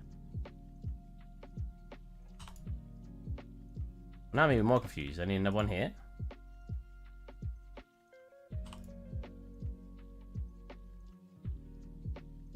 Brain is vibrating.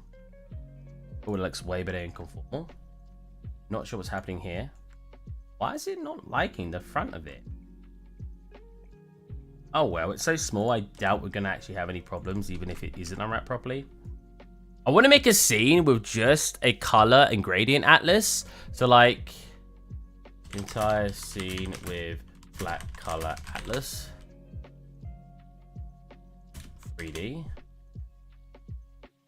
Basically like this. I can't see a super good example, but basically like these guys, where you use this. This is all your texture information, and all you're doing is coloring an entire scene. I want to do with just that. I think that'd be so cool, and I'd love it.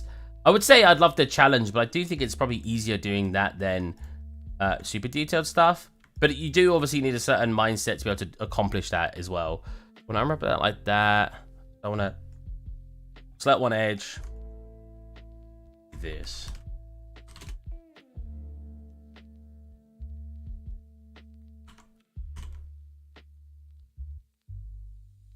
One thing that really confused me recently. So, I'll do it. So, at my company, they're very wanting people to be multi-purpose. Sometimes that can be annoying because sometimes it's hard to be good at everything. Being a jack of all trades and be good enough at each thing can be very difficult. But disregarding myself from this, one thing, did a single color atlas for a second year game felt like cheating. Yeah, pretty much. So yeah, he asked the animator to quickly put a texture or something, and he said he couldn't do it. When this person spoke to me, and he was like, "Oh, he couldn't just do that," and I was like, "I mean, that's pretty reasonable." He was like, "What?" I was like, "Well, he probably doesn't even know how to UV map. He's an animator, so I wouldn't expect him to be able to throw a texture on something either. If the asset throwing a texture on something is very different than needing to UV map it first, right? Because if you have a plastic texture in the engine and a surface is already being UV mapped, you can just drag and drop it on and it'll give it a plastic texture. But if it's not UV mapped, you need to now spend the time to UV map it. And I wouldn't expect personally, and I don't think anywhere would, I don't think there's any job, except for my job, that someone would have asked you as a programmer to do some UV mapping, because it's just not something you would be asked to do. So I was like kind of caught in between here, between this person telling me that they kind of expected this person to at least be able to UV map, and me going, no, I don't think they should have been able to. I actually think that's completely reasonable that he said they couldn't do it. Am I wrong here?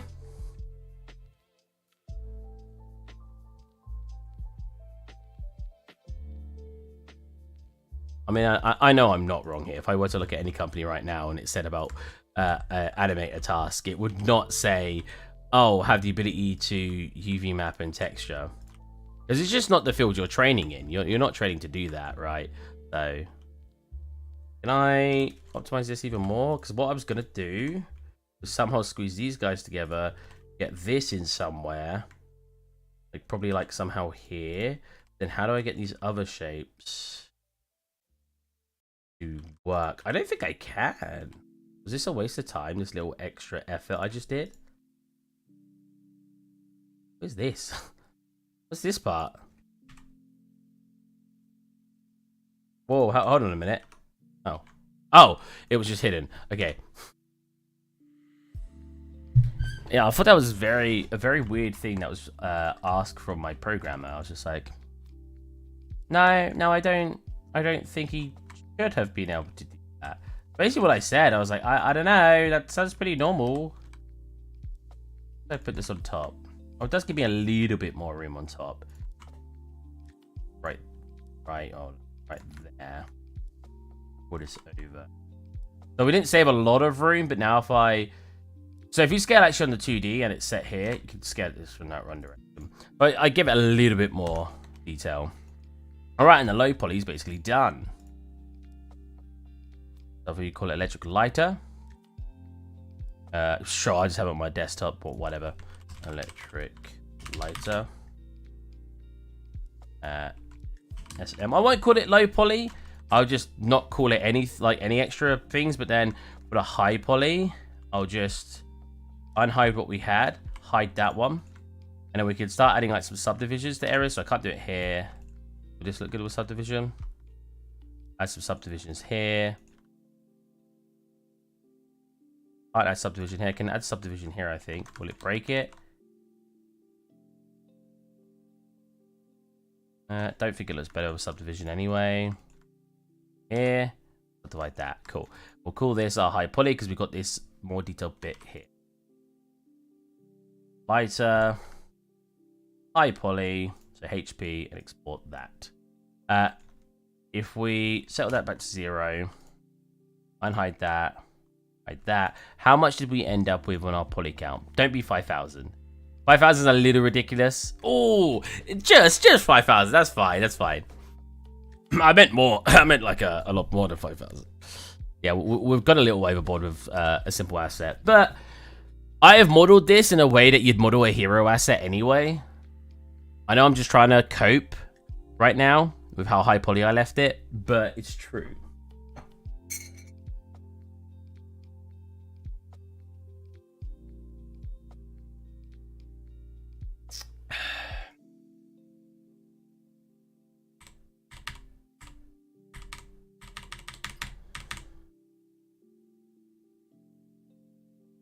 Something I actually want to do.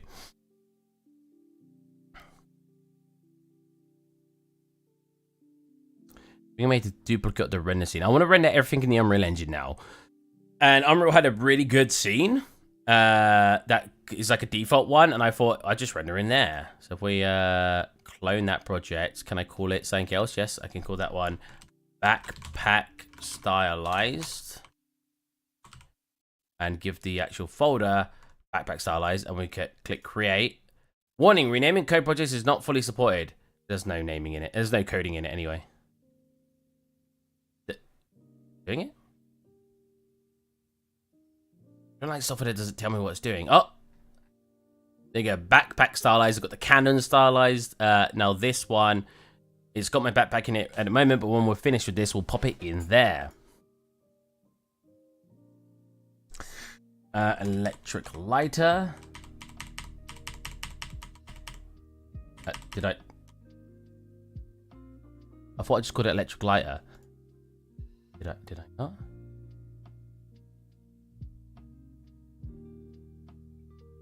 It's not even on my desktop. Hello? Did I not just... Uh-oh, I refreshed my desktop, everything disappeared. Did I not just go into Blender and... Where did I just save it? Where did it do? Where's that? One's right. Oh, I didn't put it on my... Oh, okay. This folder should exist now, yeah. Ooh. Cool. Let's get the low poly. Put that in. Click OK. Grab the high poly. Well, no, don't grab the high poly. Can I grab and drop the high poly in there? Oh, I can't. We're going to do me like this. High poly. Let's back at 1K to make sure the bake's working. So it looks like it's working. We can see the bits being put in over there. Pretty good. Oh, no. Oh, yeah, that's too bad. I didn't fix the normals. Let's everything. Press tab, but it's not working. Tab? There you go. Control N. Re-export it. This is why you test your bake in a lower res first, so you don't... to be fair, it wouldn't take that long to do it anyway, but if you've got a slow PC, test things in a lower res, you save yourself time later. When you realize, oh no, that didn't work. I just spent 2 hours baking. Shouldn't take you that long anyway, but I just spent 2 hours baking. I should have not done a high poly first.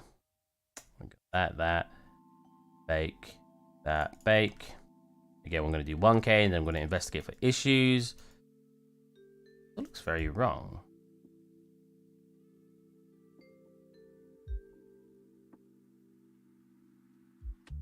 What we'll do instead is we'll grab the parts that are high poly, which are basically just the front and the back. This and this. And this one needs to be subdivided. This will be considered my high poly. That. Then, how do you do this? Then, I don't think it works with what I'm about to do, because you can't use that. I mean, what happens if I do just have those two as the high poly though? What does it do with my results? Yeah, it just unbakes everything around it. Okay, so we need the whole thing. I think it's because the cage is so... Because it's such a small part, the cage is going to be too big. So we might have to just adjust some values. I mean, if we looked at it then, that looks fine, right? Why did this part bake, actually? Did. That looks good there. Bake. But when I bake it here, it kind of messes it up.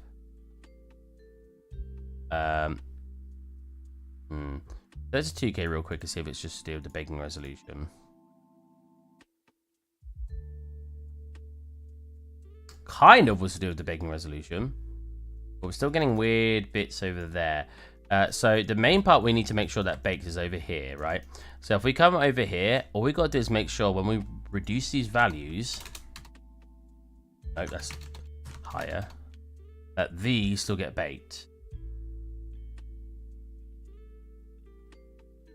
Cool. So we halved it. How does that look over here now? Not much better. I guess like baking from itself. We can ignore that for now though. Oh. So something else we'd actually want to do is we'd want to put bones in it. Now when I start putting bones in it, so we don't want this one.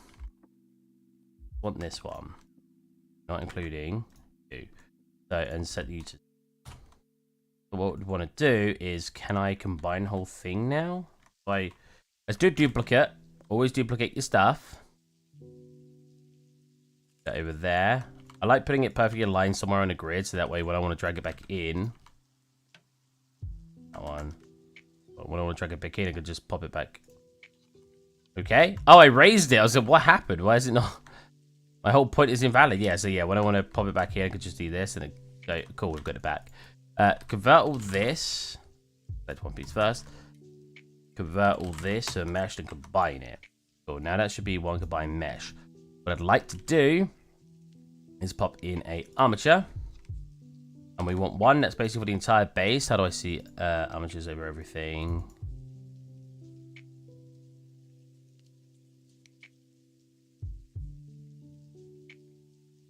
So we're going to want to do have one that's I don't know if you need it for a whole thing, but something like this.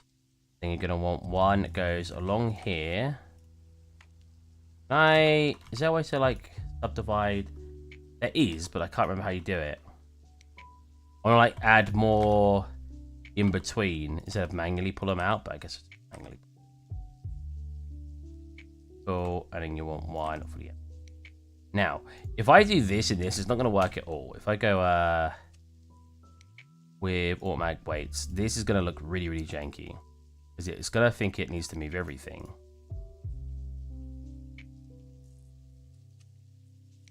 does bend though. Not enough though. Don't forget enough edge loops in there to make that look right.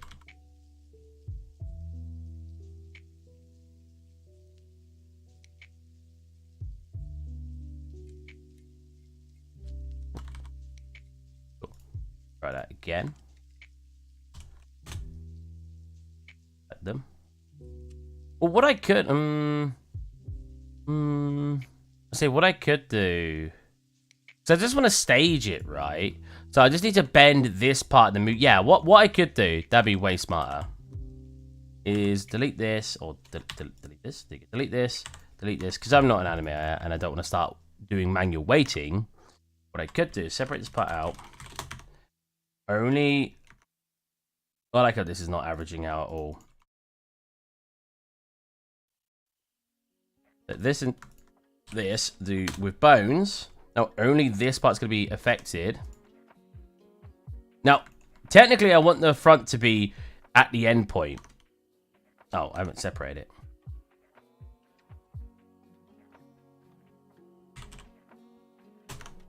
Oh, why didn't that work? Cool. But I might just manually move it to where it needs to go. It's kind of a janky way to do it. But if we do this, select you, and go pose, I now should be able to move this. Do you use remesh at all? So not on this right now, I haven't, but I do usually, yeah. That's not looking good at all. Do I need more? There's no way I need more bones. It's just not smooth enough. Is it not automatic weights I want?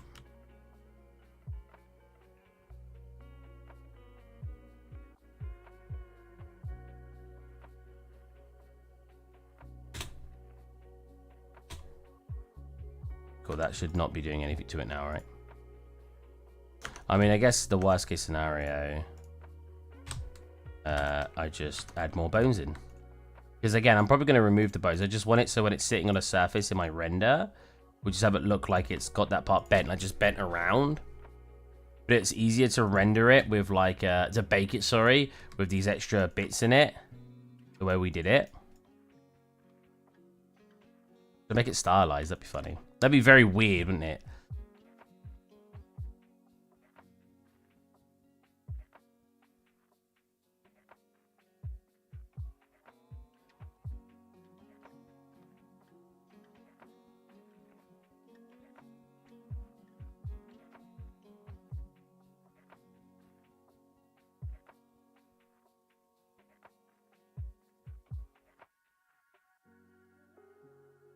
My dog was barking to see, and I was jumping around. I took it to the vet, and he diagnosed my dog with parkour. No comment. Right, so because this is already unwrapped in the right way, the UVs will be fine when I get the textures out. I'm just trying to get it so I can actually have it bent. So what I want to do is it's just going to be flat on the table anyway. So I just basically want it to bend around just a little bit. I think maybe like this. I mean, what do you guys think? What do you think would be a good pose for it? Electric lighter. I mean, I could have it standing up actually.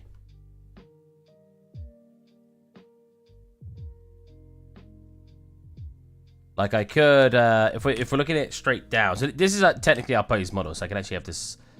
Well, I could rotate it when I'm in the engine actually, but I could have it so it's standing up and it bends slightly to one side. I could even have it bending back a little bit like this. And then when you're, so let's say this is standing up facing towards you, it will look like that. But we could always exaggerate that bend a bit more if we really want and actually have it proper go. I can't really do it from here. If I bend it. Start bending it back.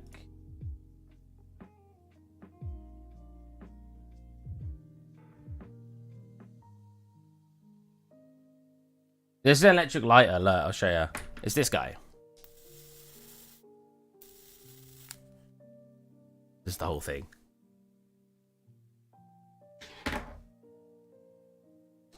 Just trying to think the way I'd want to have it posed. Oh, yeah. I think I've done a good job of making it look like it, right? If we're standing up as well, we also have the... We'll do 2 there. Pull it back very quickly like this. And straighten it back out at the top. Maybe that's the way to do it. Make it so it gets straight when it's back at the top. So it's only got like a little bend in it. So we basically end up at sort of the same spot anyway. And then all I got is just like this front part. Pull that back and we have it still connected. So now it's just a little bit bent. See what I mean? Look how low poly it looks. Do I need more bones? I think there's a way to make it do it smoother. There's no way to subdivide a bone. Subdivide armatures. And I know that's not the right term, but... Oh, subdivide armature. Actually, the video's called it. And I'll make sure it's still bones. We have the middle bone. See down in the bottom middle bone. Go to armature, then go to subdivide. Oh, it actually is called subdivide. Hold on a minute. What? Well, now I feel silly. So do this, go armature, and go subdivide. Should give me extras. Ah, but are they not reboning like that then? Right. That's cool though. Because again, this is just, I just want to pose it, so I don't actually need to worry. So let's, hold on a minute. All right, let's delete that and start a new one. I'm learning. I've probably already learned this 3 times already in the past, but because it's like, I have so much gaps between when I really psych. So what I can do is do this. I mean, like I said, I did know you could do this. I just didn't know it was called subdivide. Do this, subdivide. And you know what? We do that. Oh, actually, I don't know how to do IK handles, so I won't do that because I still have to manually move it, and I don't know how to do IK handles in the engine. In Blender. Do that.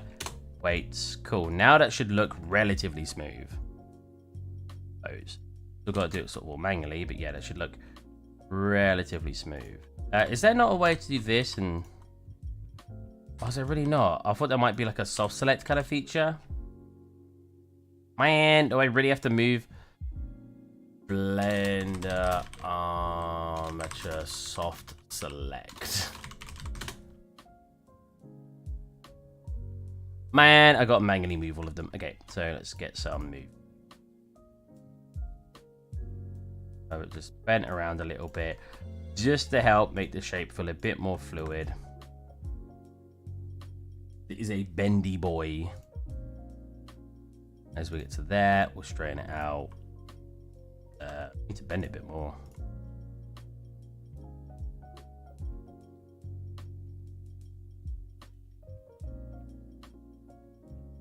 Cool. And we'll also, because it's going to be standing up, we could also bend it in sort of this kind of direction too.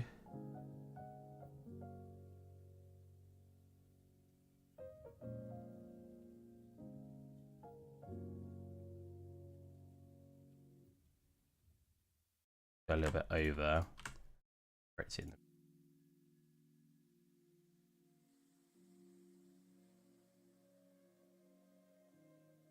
Wow, that's not flat. Do you see that? I never knew that. Oh, what the heck? Oh well. Problem is, I've already unwrapped the model. Is why I've not done this. I could have done that, and there's a high poly it's baked from. So I basically have to reuse this as much as I can. Because if you go into substance, look, I've already baked the high to low poly. So I now have to maneuver that low poly to work in my shape. If I added a curve in, we now are using a shape that isn't baked onto at all. To make the original mesh, sure, doing it that way. But then if I made the original mesh look like this, I don't need to create all of those divots for the high poly. Whereas in this case, because this is already unwrapped, when I bring in that normal map, it'll be fine. So now, essentially, what you want to do is, look, as you can see, look, this is my high poly. No, I guess I could have. Well, no, I couldn't. I was gonna say I could have said bone them both at the same time, but I wouldn't have achieved anything. Yeah, I need the high poly to align with it, so I still need it to be straight for the original bake, and then I need to bend it afterwards. So that is like a stainless steel. I mean, a normal steel won't look. Paint steel won't look good. Oh, it does look good, but I mean, it's not what we go for. It looks very cool, actually. It looks like a industry one. Like even like this one probably looks pretty good. I mean, I just want a basic metal, still scratched. Yeah, that looks pretty good. What about still stained? Probably more accurate to what I'm looking for. Still ruined. Rust. Still stained is probably the closest to what I'm going to get. Always try to find closest to what you're going to get. Now, I want mine to be relatively clean. Gonna only have a little bit of a dirt level in there. Which it clearly has some surface dirt as well, which is quite nice. This only needs to apply to this part of the surface. So, and the rest of it. Oh, the front of it's like that too. Oh, and the back part. Oh, actually, a lot of it has that still on it. Back of it like there, there. Cool. Now I think on 2K, yeah.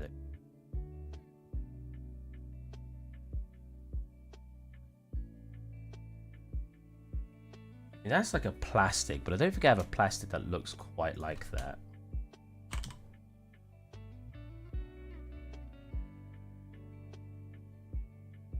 Actually, is quite like that. That's what mountain bike tire. Oh no, it's got the actual tire texture on it. I can't use that. Actually, I probably could have just deleted that. See if we can get it closer though for this right this second. It's kind of like that, but it's like super details like this. Oh yeah, yeah, that's probably it. It's like that. That just onto there. Cool. Let's get the dirt map and put that universal. And not do anything. I did. It's just very weak on there. Jesus. There's like way more on the dirt. Interesting. We need that in the buttons too. No, the buttons are like normal plastic. A shiny, not quite shiny, but I could probably just grab a shiny one. It kind of like that. Actually, well, that works better. Hold on a minute. The dirt on top. What's the dirt doing? Wait, what did I just delete? Oh yeah, plastic grainy. Oh, it's because it's got both of them on it. Right, I see. So we've got this over the top of my grainy. Yeah, so let's actually merge them. They look very good. Get rid of the color. Oh, it needs to be less shiny than what we got it. Like that. I still think this needs to be like thin actually. See, too high, you can't see it anymore. Problem with surface. Oop, does the surface detailing. The 8 seems to see it the most. 10. I mean, if you went into 4K, you'd see it. Yeah. Then I could probably turn it up even higher. Nice surface. If that's what I was looking for, anyway. So I need a plastic for these anyway. So plastic matte's probably fine. Obviously, we don't want that color. We want it to matching roughly that. And we want it to be a little bit shinier. About there.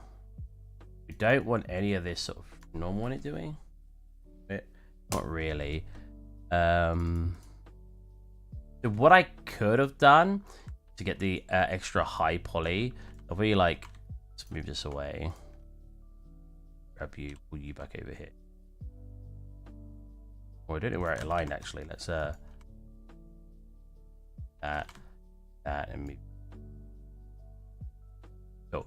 What I could have done, because I was doing a high poly bake anyway, is I could have actually made these extra bits on here. So we got like a on and off with some arrows. Now I could do this in the doing this textured in Substance means I have to rebake out the normal map so pick up the dirt grime like areas, where if I just make it a high poly, I can actually save some of that time as long as I do it fast enough in the high poly that it feels like the time feels worth it. So we want an arrow, right? That comes in. Pull it in. Oh. This one.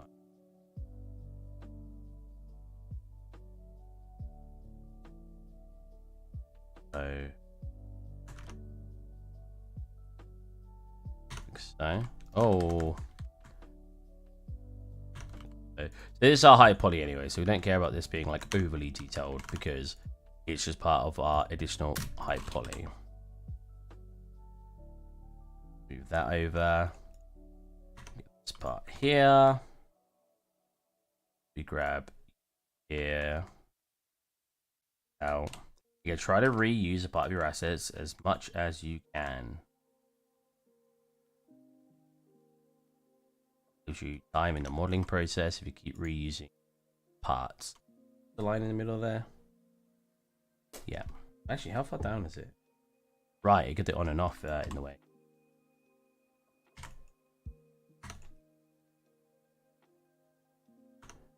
Moderate sees this. Moderate is always like, oh, just make something realistic. And I was like, well, what do you want me to make? And he can never give me an answer. So when he sees this, he's like, this isn't what I meant when I said you can make anything. You just made a lighter. Is it a double? No. Basically that. Get that down a little bit. Pull it over. Maybe make it a bit. Well, I don't know. We still need the on and off. So if we go into text, and we go there, and we go on. No capitals. Getting a little too detailed now. Does it have capitals?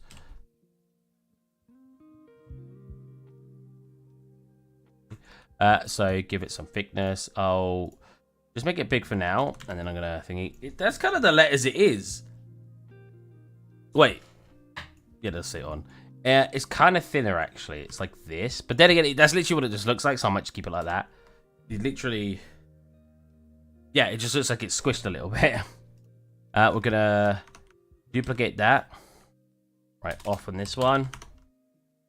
What we're gonna do is set both. Convert.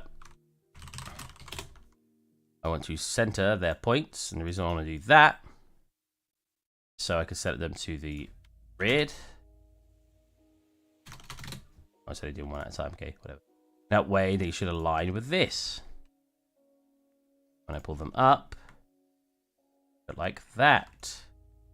Perfect. We'll make them a bit thicker. I need to give them actually some bevels on the ends, otherwise the normal maps won't pick them up very well. Do the same here. Oh, what?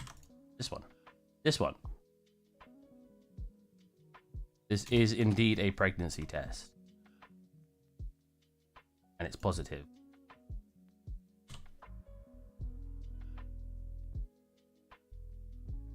Cool. Like so. Now, if it would allow me, I'd like to bevel it, but I have a feeling we're going to run into issues. Yes, we are. Cool. So, not cool, but you know what I mean. So, the best way to probably achieve this is, can I just select this without having to clean it up?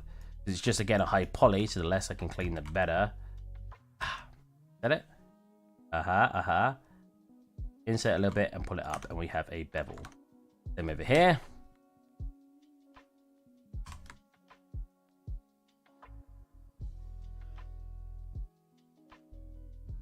Oh, what?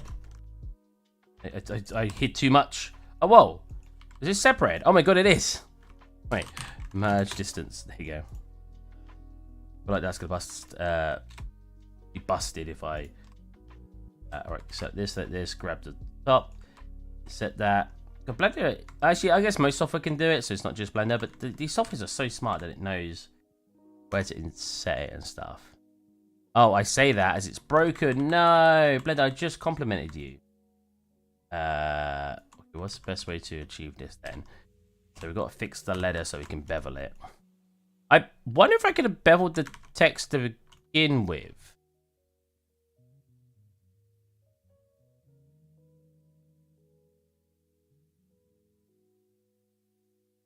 Kind of. Yeah. I could have just beveled it to begin with. Right. I need the bevel so the normals will pick it up, you see. Without the bevel, it won't pick it up. So let's go no. I'm going to squish it a little bit. Off. Convert. They should have their bevels. Nice. You know what? Can I make the bevel sharper? Solid bevel. That solid bevel is kind of hard to see. I think it is if I convert this real quick. Kind of? I mean, it's a better bevel. That might be fine. Then review. Now convert them. It to be the right way. Set one at a time. Set it to 0, 0. Set it to 0, 0. What? Why has it moved that one? What? Oh, I've not set the original point anyway. 0. Get you up. So, no. Not a no. Hold on a minute. Why have I? It's supposed to be an on. Whoops. I mean, oh bugger. Merge. Distance.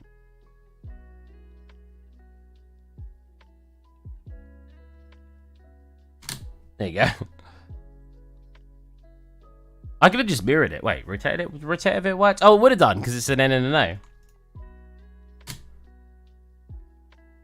Then 0 scale. Get it roughly the same size, but it still needs to fit. That. Nope. We've got our on and off. Now, hopefully, they'll bake. They should be fine. So that's a part of our high poly. Yeah. So when we have our high poly... What? High poly? Where you gone? Did I pull you over here? I did. That'd be part of our high poly, which means I need to select... Hide that one. That. Oh, actually, I have not finished it anyway. But let's test it. Let's test it while we're here. Grab all that. Save what we got. Export. High poly. And hopefully that should basically put the letters in... the letters, I guess, yeah, in here for me. So let's save this as well while we're here. Desktop. Electric lighter. Electric lighter. See how long it takes to like make one asset though. The 3D modeling stage is usually the fastest, but then there's a lot of like messing around for lots of small bits.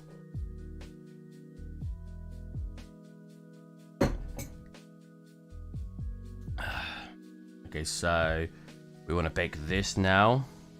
May I ask you ask what you think about this game? Unrecorded. Wait, about this game project. Sorry, unrecorded, and why is it so hyped? Wait, is it called Unrecorded?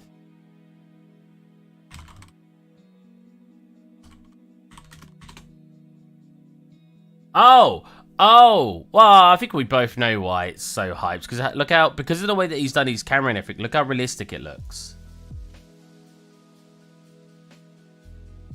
Like, I think a lot of people will realize it's probably not that fun to play a game like this because it might feel a bit jarring. But yeah, at the end of the day, the main reason people think it looks amazing, reason people like it is because of how realistic it looks.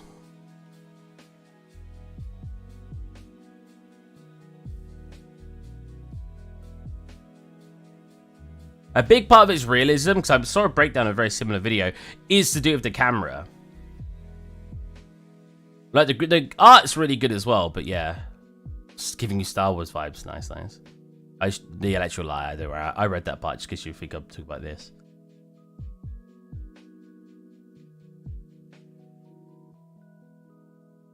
I mean, it doesn't look that amazing to me. It looks cool, and I think it's really funny because video games can get so many sales by just having good art. And then people will go, oh, 2 out of 10, it's garbage. Or sometimes they'll get high ratings even if they suck.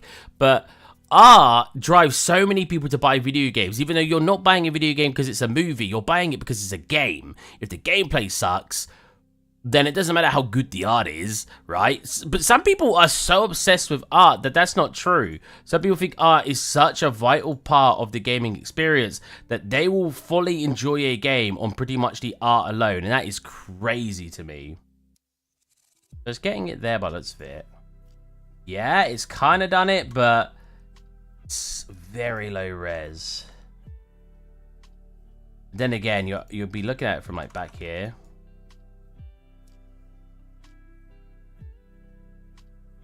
I mean, if we set to 2K, you probably can't even see it anymore. Oh, you can. But it's just so... Oof. Just how it is when you're looking at a small surface with a small amount of UV map.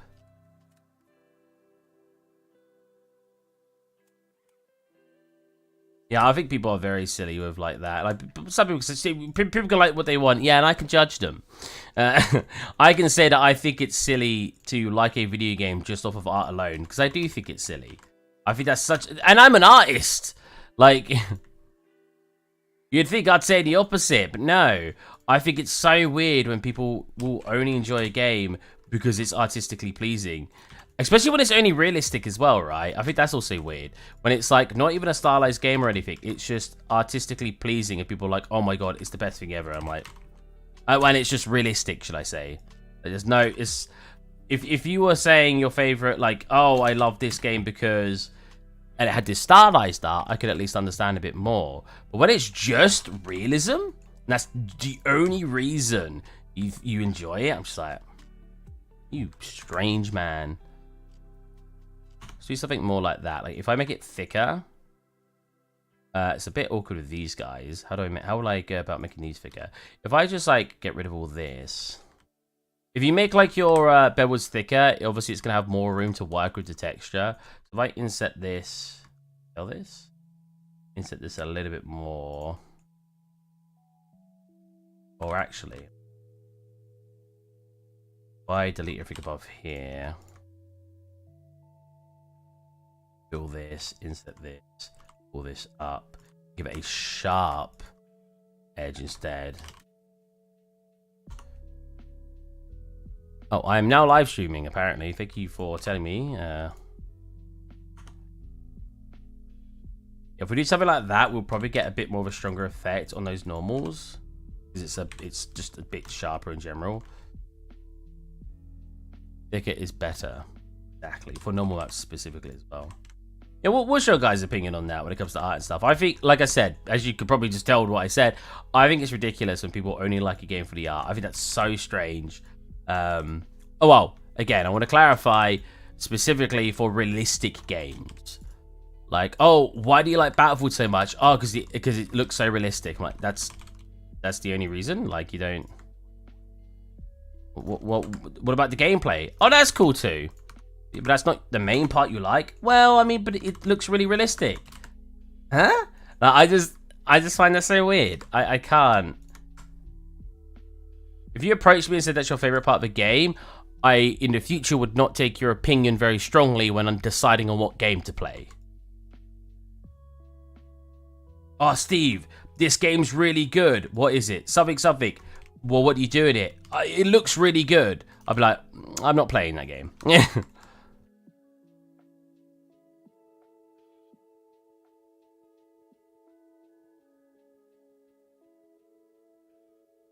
That make it really sharp and everything.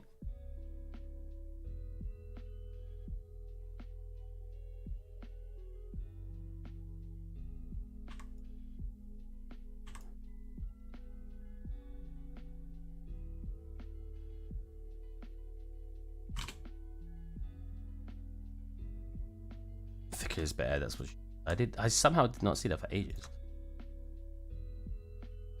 It's not really like.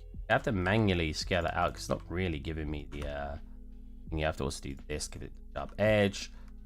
Really, that's not sharp enough. 50, 20. Is it the reverse? 20. There you go. Reverse.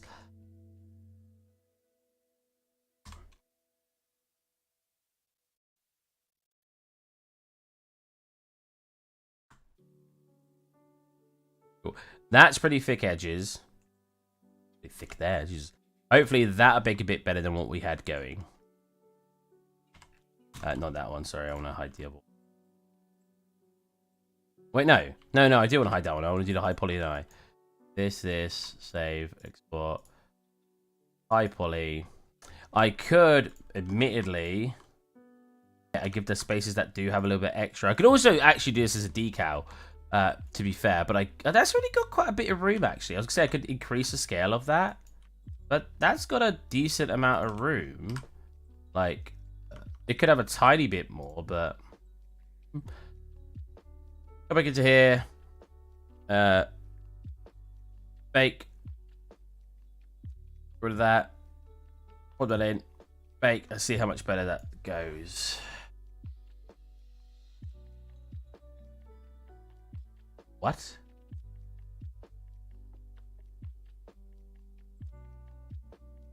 Aha. Okay.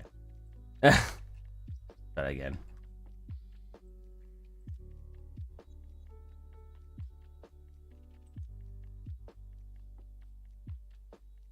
I mean, it doesn't give these much more. Like here, what's happening here?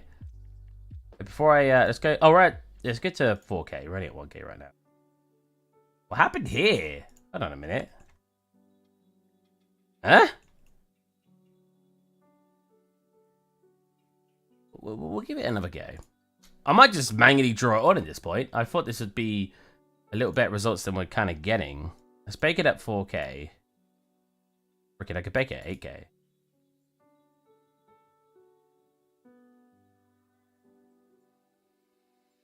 What the? I literally just duplicated the F, didn't I?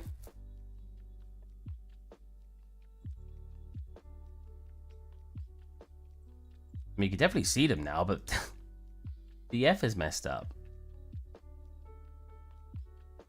Strange.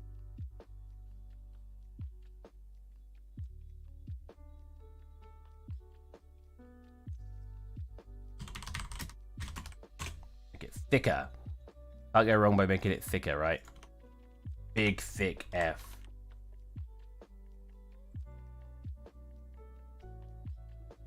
Right. We go again.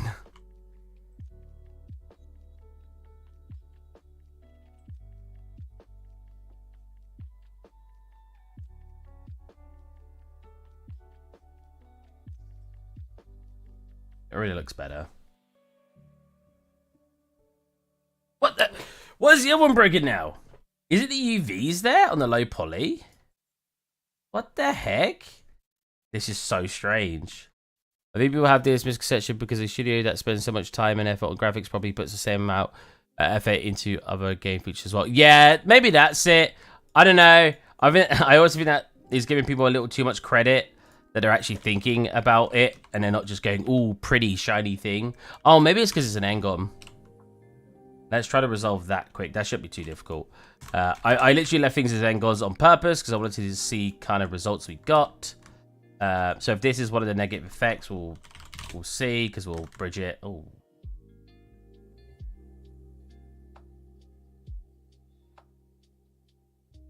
The cool thing about Blender is it should fill these up for me as long as I'm using this tool. I can fill that in. I want to do that, and it was deselecting these guys, right? Bridge that. Yeah. Oh, actually, I do it like this. That. Cool. Let's see if that's causing it. What I need to do is turn that off. I need to get rid of view.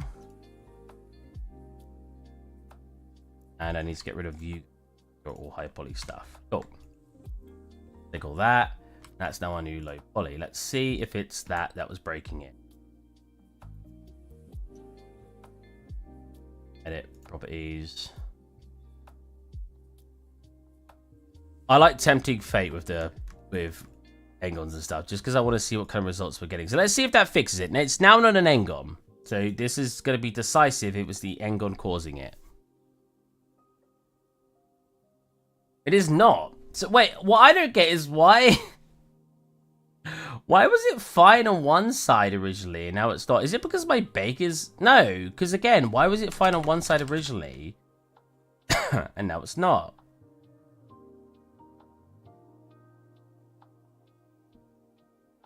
What? Does not save the distance? Is it just a UV? No, because why was it fine on one side? It doesn't make any sense. It's trolling me. All I can think of is it's the UVs themselves, which if that's the case, what we could do is we could just take this, unwrap that individually, find a spot for it amongst the entire asset. It's a... Really? Really? Really? Are you serious? Yeah. We had a bunch of room over here. Oh, for God's sake. Bunch of room over here. I could just literally say, here, have as much room as you want, because you've got to have text on you anyway.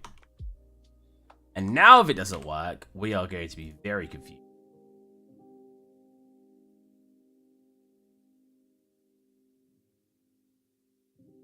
I think developers are just very good as well, encouraging people to buy things. Like, look at the Harry Potter game.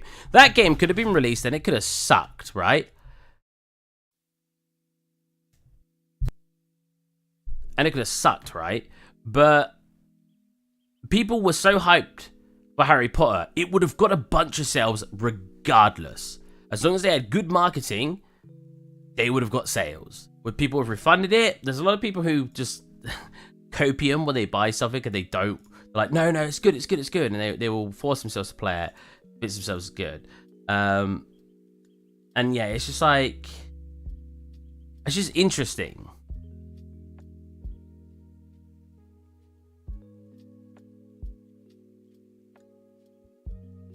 See how this looks now. I'm gonna have to go for dinner, so the stream will end. Maybe I'll finish this off next stream, or just finish it off stream. Who knows? But we'll see how that looks. So that looks a lot better now. Wait, no. What? Why? That should be fine. There was no reason that should be busted. The fact that it moved places is even more bizarre to me. You know what? Is it because the... Let me... Weighted normals, keep sharp. Combine all of them. Weighted normals. You know what? We don't even have to technically keep sharp. Let's try this. Keep this at 2. Hide that. Make that a high poly. Look into here. Oh, wait. Maybe it's because the surface... Hold on a minute. Hold on a minute. 0. Oh, wait. Hide. That. Is it because this? Oh, no, this does have weighted normals, doesn't it? Yeah. Oh, so it's not that. Okay. What I got? Sometimes you need things to be weighted normals, otherwise it doesn't bake normals very nicely. I've discovered recently, actually. I still see a hole.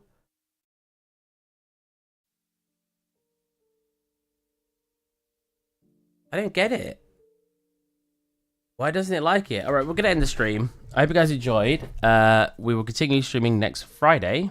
I don't know why it's doing that. I mean, we're so close to just getting that on there. And yeah, I will catch you guys on Friday. Boy. I haven't even got the OBS open to click stop. There you go. Boy.